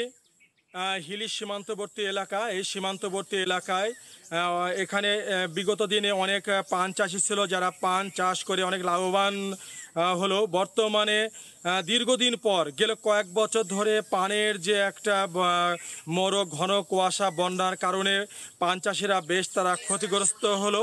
বর্তমানে কিন্তু আবারও তারা বেশ লাভবান হচ্ছে, পান চাষে লাভবান হচ্ছে। বর্তমানে পানের দাম ভালো, বাজার ভালো পাচ্ছে এবং সকাল থেকে আমরা দেখেছি যে এখানে পান চাষিরা তারা পান বরজ থেকে পান তুলছে, সে পানগুলি তারা কিন্তু বাজারে নিয়ে যাচ্ছে, এমনটা আমরা দেখেছি। তো বর্তমানে একটু আপনাকে জানিয়ে রাখি যে এটা একটা সীমান্তবর্তী এলাকা হিলি, পার্শ্ববর্তী কিন্তু এখানে ভারত সীমান্ত। অল্প বৃষ্টি হলে কিন্তু এখানে প্লাবিত হয়ে যায়। এই প্লাবিত হলে এই সব বরজগুলি কিন্তু ক্ষতিগ্রস্ত হয়। আমরা গতবার দেখেছিলাম যে অতিরিক্ত বন্যা এবং ভারতীয় পানিতে কিন্তু আপনার প্লাবিত হয়ে কিন্তু অনেক বরজ গুটিয়ে নেয়। তো বর্তমানে আমরা কৃষি অফিস থেকে যারা জানতে পেরেছি আবার নতুনভাবে কিন্তু এখানে 36 হেক্টর জমিতে প্রায় এখানে 350 বরজ রয়েছে। এখানে দামও তারা ভালো পাচ্ছে। এখানে যদি আপনাকে বলি 64 পিচে কিন্তু এখানে 1 বিড়া, এখানে 40 বিড়ায় কিন্তু 1 পোয়া পান হয়। যে পানগুলি কিন্তু এখানে তারা বিক্রি করছে 2000 থেকে 3000 টাকা পোয়া পান বিক্রি করছে এবং পান বেচে তারা বেশ তারা লাভবান। তারা একটা কথা বলছেন, যদি বাজারের দাম যদি এভাবে থাকে সেক্ষেত্রে তা লাভবান হবে। আর একটা বিষয়ে কি আমি পান চাষিদের সাথে কথা বলেছি, পান চাষিরা যেমনটা একটা বিষয় জানিয়েছে, সরকার কাছে আবেদন জানিয়েছেন, যখনই তারা দাম ভালো পায় কিছু অসাধু ব্যবসায়ী তারা 2-1টা এলসির মাধ্যমে তারা অবৈধভাবে ভারত থেকে তারা পান এনে কৃষকদের তারা ক্ষতিগ্রস্ত হয়। তো এখানে পান চাষিদের পক্ষ থেকে কিন্তু এখানে একটা দাবি জানানো হয়েছে যে পান বিশেষ করে যেন ভারত থেকে পান না আসে। তো আমি বর্তমানে তো আসলে এখানে সব কিছু মিলে যদি আপনাকে থেকে বলা যায় মৌটুসি পানের বরজের সংখ্যা বৃদ্ধি পেয়েছে, লাভবান হচ্ছে। এখানে 4 থেকে 500 লোকের কর্মসংস্থানের সুযোগ হয়েছে। তো সব কিছু মিলে এই হিলি যে পান বরজ থেকে ছিল আমার কাছে সর্বশেষ খবর মৌটুসি। হিলির পান বরজ এলাকা থেকে এতক্ষণ সরাসরি যুক্ত ছিলেন সহকর্মী শফিকুল ইসলাম শফিক। ময়লা আবর্জনা ফেলায় প্রতিনিয়ত দূষিত হচ্ছে ব্রাহ্মণবাড়িয়ার তিতাস নদীর পানি, বিপন্ন হচ্ছে মাছ সহ জলজ প্রাণী। নদীটিকে দূষণের হাত থেকে রক্ষায় এগিয়ে এলো স্বেচ্ছাসেবী সংগঠন নোঙ্গর। গতকাল সকালে শহরের শিমরাইল কান্দি এলাকায় তিতাসের 10টি পয়েন্টে পরিষ্কার পরিচ্ছন্নতা অভিযান চালায় সংগঠনের সদস্যরা। বাড়িঘরের ময়লা আবর্জনা নদীতে না ফেলার আহ্বান জানান তারা। নদী দখল ও দূষণমুক্ত রুখতে নিয়মিত কাজ করার কথা জানান সংগঠনটির নেতারা।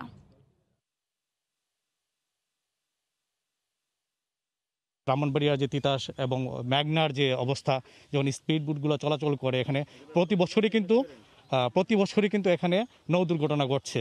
আমরা মানুষকে সচেতন করার চেষ্টা করছি যে যাতে মানুষজনের নিরাপত্তার ব্যাপারটা, যানবাহনের নিরাপত্তার ব্যাপারটা নিশ্চিত করা হয়।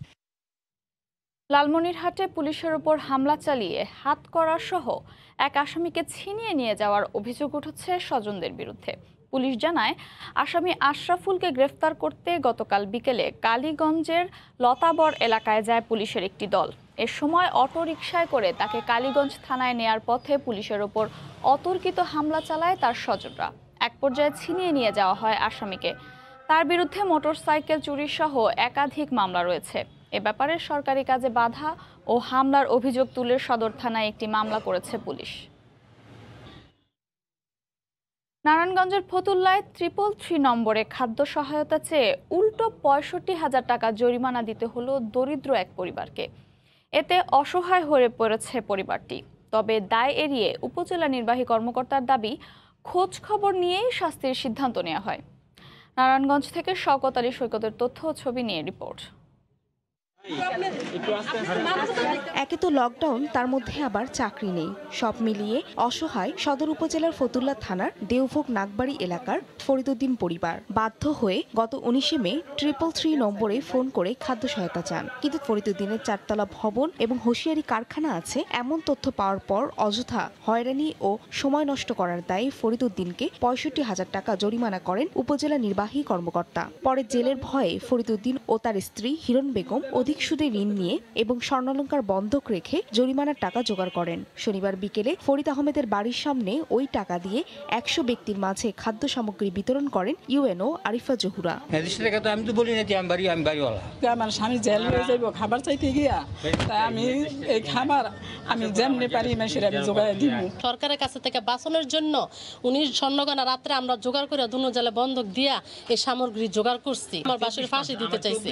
স্থানীয় ইউপি মেম্বারও জানান, উপজেলা প্রশাসনের কর্মকর্তারা তাদের সঙ্গে যোগাযোগ না করেই এমন বিতর্কিত সিদ্ধান্ত নেন। ওনারা সরকারি লোক, আমারা না জানে আসছে, আমার তো জানাও নাই, আমি জানি না জন এই জায়গায় আসছে, আমরা জানাইছি। তবে সদর উপজেলা নির্বাহী কর্মকর্তার দাবি, হটলাইনে কল করে সাহায্য চাওয়া ব্যক্তি খাদ্য সহায়তা পাওয়ার উপযুক্ত কিনা তা স্থানীয় ইউপি সচিবের মাধ্যমে যাচাই বাছাই করা হয়েছে। এই তথ্যগুলো যেগুলো এখন বলছে, উনি কিন্তু কখনো এইগুলি আগে মোটেও বলেননি এবং এই ধরনের ভয়ভীতি দেখানোর কোনো যুক্তিই নাই। এদিকে নারায়ণগঞ্জের জেলা প্রশাসক মোস্তাইন বিল্লাহ জানান, খাদ্য সহায়তা চাওয়া বৃদ্ধ ফরিদুদ্দিন দরিদ্র প্রমাণিত হলে 100 মানুষকে দেওয়া খাবারের ক্ষতিপূরণ তাকে ফিরিয়ে দেওয়া হবে। সময় সংবাদ, নারায়ণগঞ্জ। সাংবাদিক রোজিনা ইসলামকে হেনস্থা ও তার বিরুদ্ধে দেয়া মামলার প্রতিবাদে কিশোরগঞ্জে মানববন্ধন ও মোমবাতি প্রজ্বলন করা হয়েছে। শনিবার সন্ধ্যায় ভৈরব পৌর কেন্দ্রীয় শহীদ মিনারের পাদদেশে এই কর্মসূচি করা হয়। এতে বিভিন্ন প্রিন্ট ও ইলেকট্রনিক মিডিয়ার কর্মীরা অংশ নেন। এই ঘটনার তীব্র নিন্দা জানিয়ে তারা অবিলম্বে রোজিনা ইসলামকে মুক্ত করার জন্য সরকারের প্রতি আহ্বান জানান। ফিলিস্তিনিদের ওপর ইসরায়েলি বাহিনীর নির্বিচারে হামলার বিরুদ্ধে ফ্রান্সে বড় ধরনের বিক্ষোভ হয়েছে।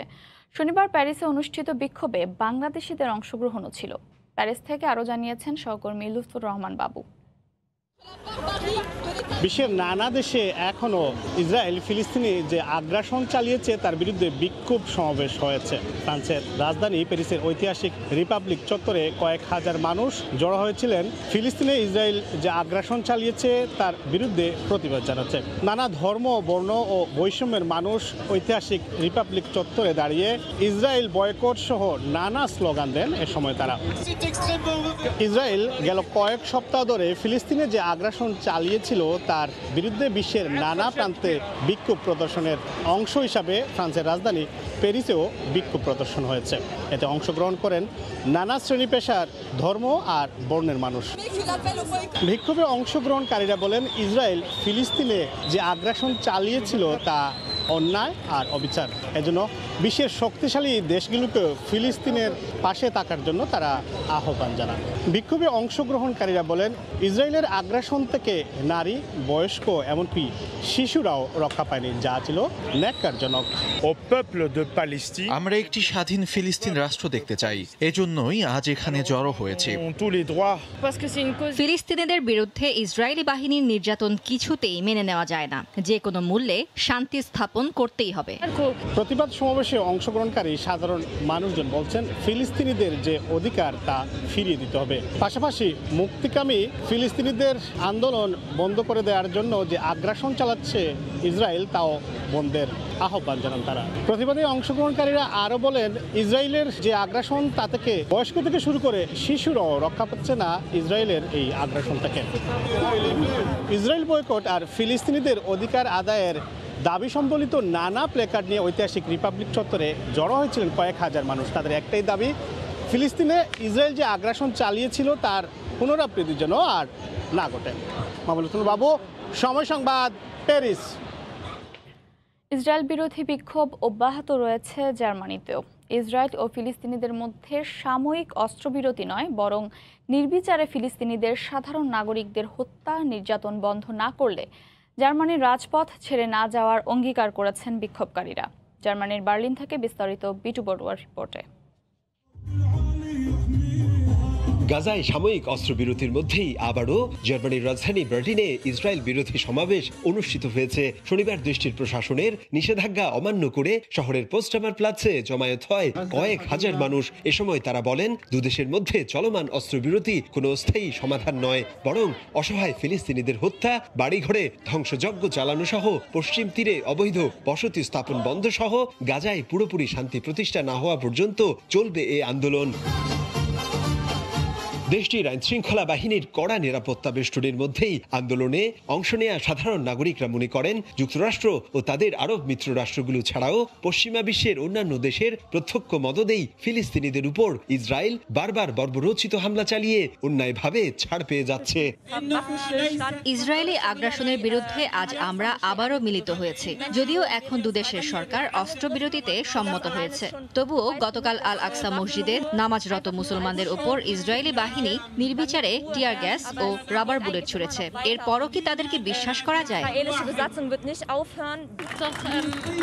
যুদ্ধবিরতি কার্যকর হলেও ফিলিস্তিনে আমার পরিবার দুশ্চিন্তায় দিন কাটাচ্ছে। তাদের মনে ভয়, এই বুঝি ইসরায়েলি বাহিনী আবারও হামলা করলো। তাদের বর্বরতার বিচার না হওয়া পর্যন্ত আন্দোলন চালিয়ে যাব আমরা।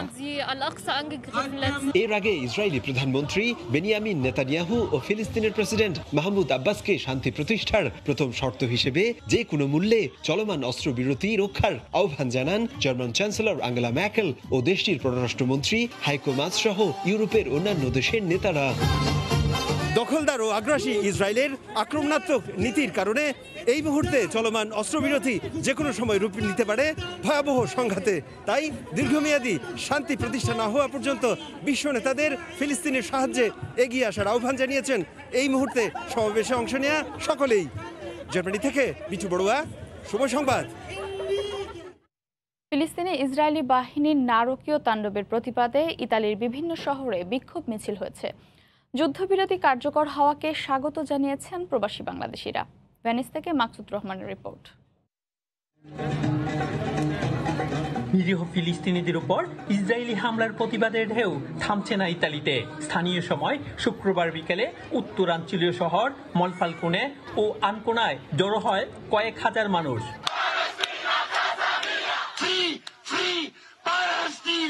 ইসরায়েল বিরোধী স্লোগানে মুখর হয়ে ওঠে পুরো এলাকা।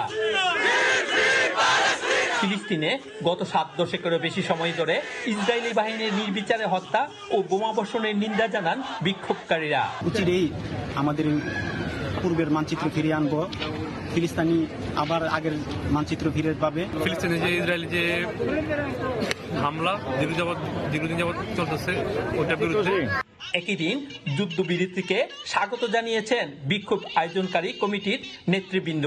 তবে মুসলিম বিশ্বকে ঐক্যবদ্ধ হওয়ার আহ্বান প্রবাসী বাংলাদেশিদের। ইসরায়েলের বিপক্ষে ওনারা যে সন্ত্রাসী কর্মকাণ্ডগুলো করছে এরকম বিচারের আওতায় আনা হয় এবং ফিলিস্তিনকে যাতে মুক্ত করে দেওয়া হয়। আল্লাহ পাকের কাছে সকলে দোয়া করবেন। বিক্ষোভ কর্মসূচির পাশাপাশি শুক্রবার জুম্মার নামাজের খুতবা ও মুনাজাতে ফিলিস্তিনিদের রক্ষায় বিশেষ দোয়া হয় দেশটির প্রায় সব মসজিদে। মাকসুদ রহমান, সময় সংবাদ, ইতালি। ফিলিস্তিনিদের ওপর ইসরায়েলি বাহিনীর বর্বর হামলার বিরুদ্ধে যুক্তরাজ্যেও বড় বিক্ষোভ হয়েছে। প্রবাসী বাংলাদেশি সহ এতে অংশ নেন বহু মানুষ। যুক্তরাজ্য থেকে আরও জানিয়েছেন সহকর্মী শোয়েব কবির। গাজায় ইসরায়েলি বাহিনীর সাম্প্রতিক আগ্রাসনের প্রতিবাদে লন্ডনে আবারও ব্যাপক বিক্ষোভ হয়েছে। শনিবার লন্ডন সময় দুপুর 1টায় ভিক্টোরিয়া এম্বাকমেন্ট এলাকা থেকে বিক্ষোভ র্যালি শুরু হয়ে হাইড পার্কে গিয়ে সবাই সমবেত হন। এ সময় সেখানে অস্থায়ী মঞ্চে আয়োজিত প্রতিবাদ সমাবেশে ইসরায়েল বিরোধী বক্তব্য রাখেন লেবার দলীয় বেশ কয়েকজন এমপি, যুদ্ধবিরোধী সংগঠক ও ট্রেড ইউনিয়নের নেতারা। ফিলিস্তিনের গাজা উপত্যকায় ইসরায়েলি বাহিনীর টানা 11 দিনের ক্ষেপণাস্ত্র ও বিমান হামলার প্রতিবাদে আয়োজিত এই সমাবেশে এদিন স্থানীয়দের পাশাপাশি অংশ নেন বিপুল সংখ্যক প্রবাসী বাংলাদেশি, ছিলেন বিভিন্ন মানবাধিকার ও সামাজিক সংগঠনের কর্মীরাও। ধর্ম, বর্ণ নির্বিশেষে বিভিন্ন প্ল্যাকার্ড, ব্যানার, ফেস্টুন ও ফিলিস্তিনের পতাকা নিয়ে ফিলিস্তিনবাসীর সঙ্গে একাত্মতা প্রকাশ করেন তারা। এছাড়াও বিক্ষোভে অংশ নেওয়া অভিবাসীদের নিজ নিজ দেশের পতাকা নিয়েও সংহতি জানাতে দেখা যায়। লাখো মানুষের বিক্ষোভ সমাবেশে সবার একটাই দাবি ছিল, সাময়িক যুদ্ধবিরতি নয়, প্রয়োজন পুরোপুরি ইসরায়েলি আগ্রাসন বন্ধের, আর তাতেই মিলবে ফিলিস্তিনিদের শান্তি। শোয়েব কবির, সময় সংবাদ, লন্ডন। পরিবেশ রক্ষায় গাছের অবদান অনস্বীকার্য। আয়ারল্যান্ডে সেই গাছ রক্ষায় রয়েছে কঠোর আইন ও তার প্রয়োগ। অপ্রয়োজনে ও অনুমতি ছাড়া গাছ কাটলে গুনতে হয় 5 লাখ থেকে সর্বোচ্চ 25 লাখ টাকা পর্যন্ত জরিমানা। রয়েছে বিভিন্ন মেয়াদে কারাদণ্ডের বিধানও। আয়ারল্যান্ড থেকে বিস্তারিত সৈয়দ জুয়েলের রিপোর্টে। শেষ 1 দশকে জলবায়ু পরিবর্তনের কারণে অতিবৃষ্টি, অনাবৃষ্টি, খরা, তাপদাহ বেড়ে গেছে পৃথিবী জুড়ে। এর জন্য অনেকটাই দায়ী অবাধে বৃক্ষনিধন। তবে এ বিষয়ে বহু বছর আগে থেকেই সতর্ক আয়ারল্যান্ড। দেশটিতে রয়েছে 350টিরও বেশি বনাঞ্চল। 2030 সাল নাগাদ মোট আয়তনের 17 ভাগ বনভূমি করার কাজও এগিয়ে চলেছে দ্রুত গতিতে। এর পাশাপাশি গাছ রক্ষায় 5 লাখ টাকা থেকে সর্বোচ্চ 25 লাখ টাকা পর্যন্ত জরিমানা ও 1 মাস থেকে 2 বছর পর্যন্ত কারাদণ্ডে দণ্ডিত হওয়ার বিধানও রয়েছে দেশটিতে। দেশটির প্রতিটি এলাকার বাসিন্দারা নিজ আঙ্গিনার গাছ সুরক্ষিত রাখতে সচেষ্ট থাকেন সব সময়। প্রায় প্রতিটি আবাসিক, অনাবাসিক এলাকায় রয়েছে সারি সারি গাছ। পরিকল্পিত সব বনায়ন দেখে অভিভূত এখানকার প্রবাসী বাংলাদেশিরাও। আজ এত বছর যাবত থাকি, কিন্তু কোথাও কখনো গাছ কাটতে দেখিনি। এই দেশের মানুষ এত সুন্দর করে গাছের যত্ন করে রাখে, দেখলেই মনটা ভরে যায়। নিজেদের ও ভবিষ্যৎ প্রজন্মের অস্তিত্ব টিকিয়ে রাখার জন্য অবিলম্বে গাছ কাটা বন্ধ করার পক্ষে সবার সচেতন হওয়া জরুরি। আয়ারল্যান্ডে পরিবেশ অধিদপ্তরের অনুমতি ছাড়া গাছ কাটার ইখতিয়ার নেই দেশটির সিটি কর্পোরেশনেরও। একটি গাছ একটি অক্সিজেনের ফ্যাক্টরি। জীবন বাঁচাতে ও পরিবেশ রক্ষায় গাছের বিকল্প আর কিছুতে নেই। চিরসবুজ আয়ারল্যান্ডে এই গাছকে বাঁচাতে সরকার ও জনগণের মাঝে যে ভালোবাসা, সেই ভালোবাসা ছড়িয়ে পড়ুক পৃথিবীময়। সৈয়দ জুয়েল, সময় সংবাদ, আয়ারল্যান্ড। খেলার খবর। 3 ম্যাচ সিরিজের প্রথম ওয়ানডেতে আজ মুখোমুখি হবে 2 দল। পরিসংখ্যান লঙ্কানদের পক্ষে থাকলেও অভিজ্ঞতায় এগিয়ে স্বাগতিকরা। মিরপুর শেরেবাংলা স্টেডিয়ামে ম্যাচটি শুরু হবে দুপুর 1টায়। এদিকে বাংলাদেশ দলের সব ক্রিকেটারের 1 দফা করোনা পরীক্ষা করা হয়েছে। এতে সব ক্রিকেটারের করোনা নেগেটিভ এসেছে। শ্রীলঙ্কার বিপক্ষে হোম সিরিজ সামনে রেখে টাইগারদের ক্যাম্পে সবচেয়ে বেশি হয়েছে ফিল্ডিং অনুশীলন। ম্যাচের আগের দিনও সে দৃশ্যেরই পুনরাবৃত্তি। কারণটা সবারই জানা, গেল কয়েকটা সিরিজে বাজে ফলাফলের পেছনে বড় দায় যে এই ক্যাচ আর ফিল্ডিং মিসেরই। ব্যাটিং পজিশন নিয়েও সঠিক সিদ্ধান্ত নিতে চান কোচ, তাই তো দলের সেরা খেলোয়াড় সাকিব আল হাসানকে আবারও ফেরানো হচ্ছে 3 নম্বরে। প্রথম ওয়ানডের একাদশে সৌম্যর জায়গা পাবার সম্ভাবনা ক্ষীণ। ফিরতে পারেন পেস বোলিং অলরাউন্ডার সাইফুদ্দিন, যদিও শরীফুলের অভিষেক হলে সাইফুদ্দিনের ঠাঁই পাওয়া কঠিনই হবে। 7 নম্বর জায়গাটার জন্য লড়বেন মোসাদ্দেক, আফিফ ও শেখ মেহেদি। দু একটা পরীক্ষা নিরীক্ষা হয়তো করা যায়, তবে দল হিসেবে স্বাভাবিক খেলাটাই মুখ্য, যেটা গেল কয়েকটা ম্যাচে আমরা করতে পারিনি। আত্মবিশ্বাসের জায়গাটায় যেহেতু দল কিছুটা পিছিয়ে, তাই আমি বলবো অভিনব কিছু করে ফেলার ইচ্ছেটা দমিয়ে রাখাই ভালো। এশিয়ান প্রতিপক্ষদের মধ্যে শুধু শ্রীলঙ্কার বিপক্ষেই কোনো সিরিজ জয়ের অভিজ্ঞতা নেই বাংলাদেশের, যদিও কুশল পেরেরার নেতৃত্বে আসা শ্রীলঙ্কা দল অভিজ্ঞতায় কিছুটা পিছিয়ে। অভিজ্ঞতা খুবই গুরুত্বপূর্ণ, বিশেষ করে ডেথ বোলিংয়ে আমাদের অভিজ্ঞতা আর পারফরমেন্সে ঘাটতি আছে। এসব পরিস্থিতিতে তাদের অভ্যস্ত হতে হবে, ওদের সময় দিতে হবে। চ্যালেঞ্জ আছে আরও। সিরিজ চলাকালীন ঘূর্ণিঝড়ের শঙ্কা রয়েছে। এই গ্যালারিগুলো শূন্য পড়ে থাকবে ম্যাচ ডেতেও, তবে দর্শকরা না থাকলেও তাদের সমর্থন ঠিকই থাকবে টাইগারদের জন্য। ব্যাটে বলে যে বাজে সময়টা পার করছেন তামিম ইকবালরা, অনুকূল কন্ডিশনে অন্তত সেটা উতরে যাবেন, সেটাই থাকবে প্রত্যাশা। মিরপুর শেরেবাংলা স্টেডিয়াম থেকে মাকসুম আলম খান, সময় সংবাদ, ঢাকা। অধিনায়ক তামিমের চাওয়া শ্রীলঙ্কার বিপক্ষে সিরিজে লিটন সৌম্যরা খেলুক মুশফিকের মতো ধারাবাহিক। পরিসংখ্যান বলছে লঙ্কানদের বিপক্ষে বাংলাদেশের সবচেয়ে সফল ব্যাটসম্যান মুশফিকুর রহিম। কিন্তু লিটন সৌম্যদের রেকর্ড কেমন, কতটুকু আস্থা রাখা যায় তাদের ব্যাটে? শ্রীলঙ্কার বিপক্ষে বাংলাদেশের ওয়ানডে পরিসংখ্যানের বিস্তারিত নিয়ে প্রতিবেদন। এশিয়ান প্রতিপক্ষদের মধ্যে শুধুমাত্র শ্রীলঙ্কার বিপক্ষেই সিরিজ জয়ের অভিজ্ঞতা নেই বাংলাদেশের, যদিও এর আগে দুটি দ্বিপাক্ষিক সিরিজ শেষ হয়েছিল সমতায়। এবার টাইগারদের সামনে সুযোগ প্রথম সিরিজ জয়ের। শ্রীলঙ্কার বিপক্ষে দ্বৈরথে নামার আগে সতীর্থদের কাছে মুশফিকের মতো ধারাবাহিক পারফরমেন্স চেয়েছেন অধিনায়ক তামিম ইকবাল, বিশেষ করে সৌম্য লিটনের কাছে। লঙ্কানদের বিপক্ষে দেশের ব্যাটসম্যানদের মধ্যে সবচেয়ে সফল মুশফিকই। 30 ম্যাচে 1 সেঞ্চুরিতে তিনি করেছেন 783 রান। তারপরই আছেন অধিনায়ক তামিম ইকবাল। 24 ম্যাচ খেলে 2 সেঞ্চুরিতে তার সংগ্রহ 666 রান। রান সংগ্রহে শীর্ষ 5-এ আরও আছেন সাকিব আল হাসান ও মাহমুদুল্লাহ রিয়াদ। তবে যে দুজনের দিকে অধিনায়ক তাকিয়ে থাকবেন, তাদের পরিসংখ্যান কি বলছে? 2014-তে অভিষেক হওয়া সৌম্য এখন পর্যন্ত শ্রীলঙ্কার বিপক্ষে খেলেছেন 7 ম্যাচ, 6 ইনিংসে 28 গড়ে করেছেন 168 রান, 50 আছে একটি। লিটনের রেকর্ড দেখলে হয়তো কেউই আশাবাদী হবেন না। লঙ্কানদের বিপক্ষে একবারই খেলার সুযোগ হয়েছিল প্রতিভাবান এই ব্যাটসম্যানের। এশিয়া কাপের সেই ম্যাচে কোনো রান করতে পারেননি লিটন। তবে পরিসংখ্যান যাই বলুক, চাওয়া এটাই থাকবে সিরিজে অধিনায়কের প্রত্যাশা পূরণ করবেন এই দুইজন ব্যাটার। শ্রীলঙ্কার বিপক্ষে বাংলাদেশের বোলারদের পরিসংখ্যান দেখলে কিছুটা হতাশই হবার কথা। শীর্ষ 5 উইকেট শিকারীর শুধু রুবেল হোসেন এখনো খেলছেন, যদিও চোটের জন্য তিনিও নেই স্কোয়াডে। 26 উইকেট নিয়ে সবচেয়ে সফল মাশরাফি, তবে বর্তমান স্কোয়াডে থাকাদের মধ্যে সফল মুস্তাফিজ। 9 ম্যাচে নিয়েছেন 15 উইকেট। সাকিবের শিকার সমান হলেও তিনি খেলেছেন 22 ম্যাচ। এরপর সমান 9 উইকেট মাহমুদুল্লাহ এবং ওয়ানডে র্যাঙ্কিংয়ের 5 নম্বরে থাকে স্পিনার মেহেদি মিরাজের।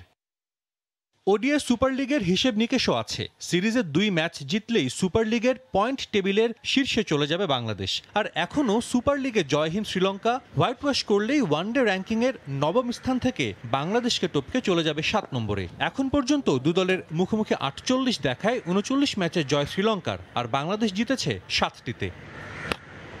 সাজিদ মুস্তাহিদ, সময় সংবাদ। বিশ্বকাপ বাছাই পর্বের ক্যাম্প শুরুর পর এই প্রথম ফুটবলারদের পজিশন নিয়ে কাজ করলেন জেমিডে।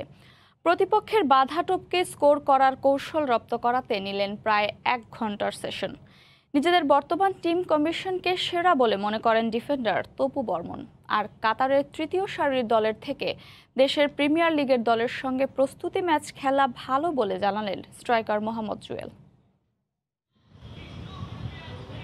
মরুর বুকে জয় পেতে কৌশলের ফাঁদে পা দেওয়া যাবে না একদম। মাস 6 আগে কাতারে যে গতিময় ফুটবলে তাল মেলাতে গিয়ে খাবি খাচ্ছিলেন ফুটবলাররা, সেখান থেকে শিক্ষা নিয়ে এবার রণকৌশল সাজানোর পালা। Head coach Jamie day camp শুরুর পর এই প্রথমবার ছাত্রদের নিয়ে কৌশল সাজাতে বসলেন।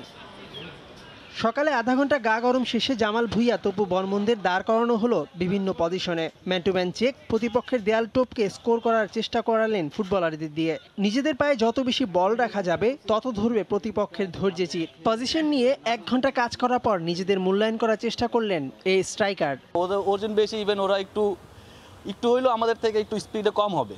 তো আমাদের টার্গেটটা থাকবে যে কোনো রকম স্পিডটা দিয়ে ওদেরকে পিছনে ফালানো যায় কিনা। ফরমেশনগুলো নিয়ে খেলাবে, ওই ফরমেশনগুলো ট্রাই করা হইতেছে যে আমরা এখানে ভালো কিছু করতে পারি কিনা। তো আজকে ট্রেনিংগুলো ভালো হয়েছে, উইং থেকে আজকে বেশি অ্যাটাক করা হয়েছে। তো উইং থেকে অ্যাটাক করা হয়েছে, ক্রস হয়েছে, স্ট্রাইকাররা গোল টোল করতেছে। তো আজকে সেশনটা এটাই ছিল। কাতারে গিয়ে সেখানকার দুটি দলের সঙ্গে প্রস্তুতি ম্যাচ খেলার কথা ছিল ফুটবলারদের, সেটা না হয় যারা আক্ষেপে পড়ছিলেন তাদের জন্য স্বস্তির খবর। কাতারের তৃতীয় সারির দলের চেয়ে বাংলাদেশ প্রিমিয়ার লিগের দলই সেরা। তাই ঘরের মাঠে 2-1টি ক্লাবের সঙ্গে প্রস্তুতি ম্যাচ খেলাটা কার্যকরী বলে মনে করেন সদ্য ইনজুরি থেকে ফেরা তপু বর্মন। আমাদের এখানে যে রোদ, ধোয়াতেও সেম ওয়েদার থাকবে। তো আশা করি আমরা এখনও এই জায়গায় যে ট্রেনিংগুলো করছি, তো এটা আমাদের ম্যাচে যে অনেক পজিটিভ পাবো। বিগত কাতারে যে তাদের সাথে ম্যাচ খেলেছি, national team plus 3rd division বা 2nd ডিভিশন, তো আমার কাছে মনে হয় 2nd ডিভিশন প্লাস আমাদের প্রিমিয়ার লিগ যদি আমি কম্পেয়ার করি, আমাদের প্রিমিয়ার লিগের টিম বেটার। শেখ জামাল ও শেখ রাসেলের সঙ্গে দুটি প্রস্তুতি ম্যাচ খেলার কথা রয়েছে বাংলাদেশ জাতীয় ফুটবল দলের। মেহেদী নাই, সময় সংবাদ, ঢাকা। আর্চারির খবর। স্বপ্ন পূরণের আর মাত্র 1 ধাপ। ইতিহাস তৈরির দ্বারপ্রান্তে বাংলার রোমান্দিয়া। সুইজারল্যান্ডে চলমান আর্চারি বিশ্বকাপের রিকার্ভ মিক্সড ইভেন্টের ফাইনালে বাংলাদেশের প্রতিপক্ষ নেদারল্যান্ডস। প্রবল প্রতিপক্ষের বিপক্ষে কোনো চাপ নয়, স্বাভাবিক খেলার সংকল্প রোমান্দিয়ার। লুজানের স্বর্ণপদকের লড়াই শুরু বাংলাদেশ সময় বিকেল 3:25। ক্রিকেটের দেশে তীর ধনুকে বাংলার জয়গান। রোমান্দিয়াদের হাত ধরে এশিয়া থেকে ইউরোপ, কোথায় ওড়েনি আমার গর্বের লাল সবুজ। সেই সম্ভাবনার পালে আরও এক মুকুট যোগ হওয়ার পালা। হেলভেশিয়ায় অপেক্ষাটা আরও এক সুসংবাদের। লুজানে যা করেছেন রোমান্দিয়া, তাতে ইতিহাস লেখা হয়ে গেছে ইতোমধ্যেই। এবার ফাইনালে প্রতিপক্ষকে নিজেদের আরও একবার জাত চেনানোর পালা। লড়াইটা রিকার্ভের মিক্স ইভেন্টের স্বর্ণ জয়ের, যেখানে প্রতিপক্ষ নেদারল্যান্ডস। তবে বড় নামে ভীত নয় দেশসেরা আর্চার রোমান। দিয়াকে নিয়েই পাড়ি দিতে চান ফাইনালের বন্ধুর পথ। দোয়া চাইলেন দেশবাসীর। আলহামদুলিল্লাহ, আমরা মিক্স টিম ইভেন্টে আমরা ফাইনালে উত্তীর্ণ হয়েছি। সকলে আমার জন্য দোয়া করবেন যেন আমরা ফাইনালে যে গোল অর্জন করতে পারি। অবশ্যই এখানে সবথেকে বড় কৃতজ্ঞতা প্রকাশ করছি গো ফর গোলকে, যারা আমাদের স্পন্সর এবং আমাদের সবকিছু তাদের অধীনে। ইনশাআল্লাহ আমরা চেষ্টা করব আমাদের বেস্টটা দেওয়ার। বিশ্বকাপ তো দূরের কথা, এর আগে এশিয়ান আর্চারিতেও কখনোই ফাইনাল খেলেনি বাংলাদেশ। তাই তো বিগ ম্যাচের আগে দিয়া রোমানকে আত্মবিশ্বাসের রসদ যোগাচ্ছেন কোচ ফেডেরিক আর সহকারী কোচ জিয়া। সঙ্গে ধন্যবাদ দিলেন পৃষ্ঠপোষক city গ্রুপকেও। Go for gold with our sponsor City Group. City Group make possible that our national team can participate in that World Cup. Very happy our mixed team will go for the gold medal match. রোমানসানা দিয়া world archery এত বড় একটা ইভেন্টে ফাইনালে খেলার সক্ষমতা অর্জন করে বাংলাদেশের জন্য ইতিহাস বয়ে নিয়ে এসেছে। তারাতে স্বাভাবিক খেলাটাই খেলবে ইনশাআল্লাহ। দেশবাসী ওদের জন্য দোয়া করবেন, তারা যেন তাদের জয়ের ধারাবাহিকতা ধরে রাখতে পারে। বর্তমানে বিশ্ব আর্চারি র্যাঙ্কিংয়ে 17 নম্বরে আছে বাংলাদেশ। এর আগে বিশ্ব আর্চারি চ্যাম্পিয়নশিপের সেমিফাইনাল খেলেছিলেন রোমানসানা। মাহবুব রিমন, সময় সংবাদ। আবারও দেশের বাইরের খবর। পোশাক কারখানার গ্রাম মুন্সিগঞ্জের সিপাহীপাড়া। এখানকার প্রতিটি ঘরে ছোট ছোট কারখানা। গ্রামটিতে প্রায় 300 কারখানায় হরেক রকমের পোশাক তৈরি হয়। রাজধানীর বড় বড় বিপণী বিতানের আকর্ষণীয় পোশাক তৈরি হয় এখানেই। বিস্তারিত জানাতে এই মুহূর্তে সেখানে আছেন রিপোর্টার নাসির উদ্দিন উজ্জ্বল। সরাসরি যাচ্ছি তার কাছে। উজ্জ্বল, মৌটুসী, এই সিপাহীপাড়ার যে কারখানাতে যে আমরা আছি সেখানে কিন্তু 26 জন কর্মচারী রয়েছেন। তারা কিন্তু হরদম তৈরি করছেন নানা রকমের রং বেরঙের পোশাক, এবং এখানে যেসব মেশিন ব্যবহার করা হচ্ছে, যেসব প্রযুক্তি ব্যবহার করা হচ্ছে, সেটি কিন্তু বিশ্বের বিভিন্ন বড় বড় গার্মেন্টসে যেসব প্রযুক্তি ব্যবহার করা হয় সেভাবে কিন্তু এখানে পোশাক তৈরি করা হচ্ছে। এবং কম্পিউটারাইজ যে এমব্রয়ডারি মেশিন আছে সেখানে তারা যে কোনো ডিজাইন তারা আপলোড করছেন এবং সেই ডিজাইনকে তারা কিন্তু এখানে তৈরি করে ফেলতে পারছেন এবং সেগুলো তৈরির পরে কিন্তু এখানে সেলাই করা এবং যা যা বিষয়গুলো আছে সবই কিন্তু এখানে রয়েছে। কিন্তু একটি টিন কাঠের ঘর দেখছেন আপনারা, এই ঘরের ভিতরে কিন্তু এত চমৎকার পোশাক তৈরি হচ্ছে। তো এই পোশাক কারখানার মালিক জাকির হোসেন আসছেন আমাদের সামনে, আমরা তার কাছে জানতে চাইবো যে এই যে রাজধানী ঢাকায় আপনারা এত সুন্দর পোশাক পাঠাচ্ছেন সেটা কিভাবে তৈরি করছেন?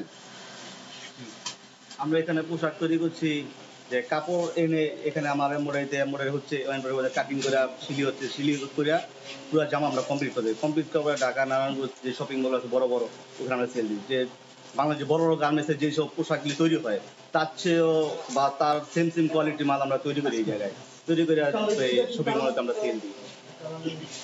ধন্যবাদ আপনাকে। তো এইখানে এই যে সিপাহীপাড়া সেই এলাকাটি কিন্তু দীর্ঘদিন ধরে যে গার্মেন্টস পল্লী, যে ঘরে ঘরে আপনি যেটি বলছিলেন যে গার্মেন্টস রয়েছে, তো এইখানকার যেই ফ্যাক্টরিগুলো আছে তাদের নানা রকম চ্যালেঞ্জ রয়েছে প্রায় বছর দুই ধরে। এবং এখানকার একজন যে এই নেতৃস্থানীয় রয়েছেন আলী সাহেব, আমি আব্দুল আলী, আপনি যদি বলতেন যে এখানকার পরিস্থিতিটা কি, আপনাদের যে এই গার্মেন্টস পল্লী সেখানে এখন কি সংকট আপনাদের?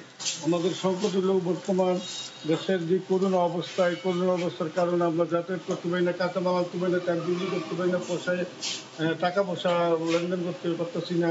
এই জন্য গাড়ি ঘোড়া বন্ধের জন্য অনেক সমস্যা আমাদের সম্মুখীন করতে হয়েছে। ধন্যবাদ আপনাকে।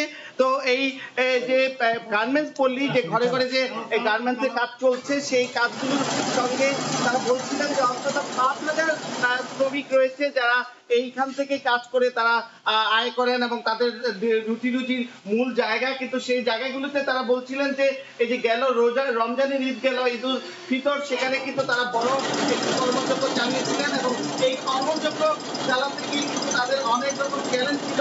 তারা সেই বিপণী বিতানগুলোকে যেসব পণ্য দিয়েছেন সেই পণ্যগুলোর কিন্তু সব অর্থ তারা এখনো পাননি। সে কারণে অনেক কর্মচারীদেরকে কিন্তু যথাযথভাবে তারা পেমেন্ট দিতে পারেননি, সে কারণে কিছু সমস্যা তাদের রয়েছে।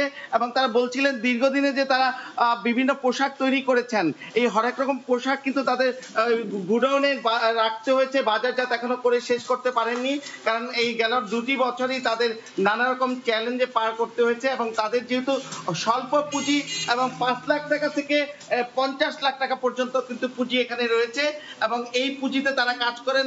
এই কারণে কিন্তু যদি তাদের তৈরি পোশাক যথাসময়ে বাজারজাত করতে না পারেন তখনই কিন্তু চ্যালেঞ্জ তৈরি হয় এবং সেই চ্যালেঞ্জের কথাই তারা বলছিলেন। এবং সেই কারণে কিন্তু তাদের যে বড় একটি অর্থনৈতিক একটা চাকা, এই গার্মেন্টস ভিত্তিক অর্থনীতি, সেটি কিন্তু এখন চ্যালেঞ্জের মুখে। সেই বিষয়টি কিন্তু আমাদের গার্মেন্টস মালিকরা বলছিলেন। তো এই ছিল মুন্সিগঞ্জের সিপাহীপাড়ার গার্মেন্টস পল্লীর সর্বশেষ মৌটুসী। মুন্সিগঞ্জের সিপাহীপাড়া থেকে এতক্ষণ সরাসরি যুক্ত ছিলেন সহকর্মী নাসির উদ্দিন উজ্জ্বল। ভোরের সময়ের শীর্ষ সংবাদ জানিয়ে দিচ্ছি আরেকবার। সাংবাদিক রোজিনার জামিন বিষয়ে আদেশ আজ। সংকট সমাধানে 3 মন্ত্রীর সঙ্গে বৈঠকে বসবেন নেতারা। সাংবাদিক সুরক্ষা আইনের দাবি। একের পর এক দুর্নীতির অভিযোগের পরও ব্যবস্থা নেয়নি স্বাস্থ্য মন্ত্রণালয়। আলোর মুখ দেখেনি কোনো তদন্ত প্রতিবেদন। শাস্তি না হয় উৎসাহ পাচ্ছেন কর্মকর্তারা। পুরো দমে এগিয়ে চলেছে পদ্মা সেতুর ভাঙা থেকে মাওয়া পর্যন্ত রেল সংযোগের কাজ। শেষ 66%। সেতুতে গাড়ির সঙ্গে রেল চলার প্রত্যাশা। বুধবার খুলনা উপকূল অতিক্রম করতে পারে ঘূর্ণিঝড় ইয়াস। আম্পানের থেকে ভয়াবহ হওয়ার শঙ্কা। নিম্নচাপের প্রভাবে বৃষ্টির পূর্বাভাস।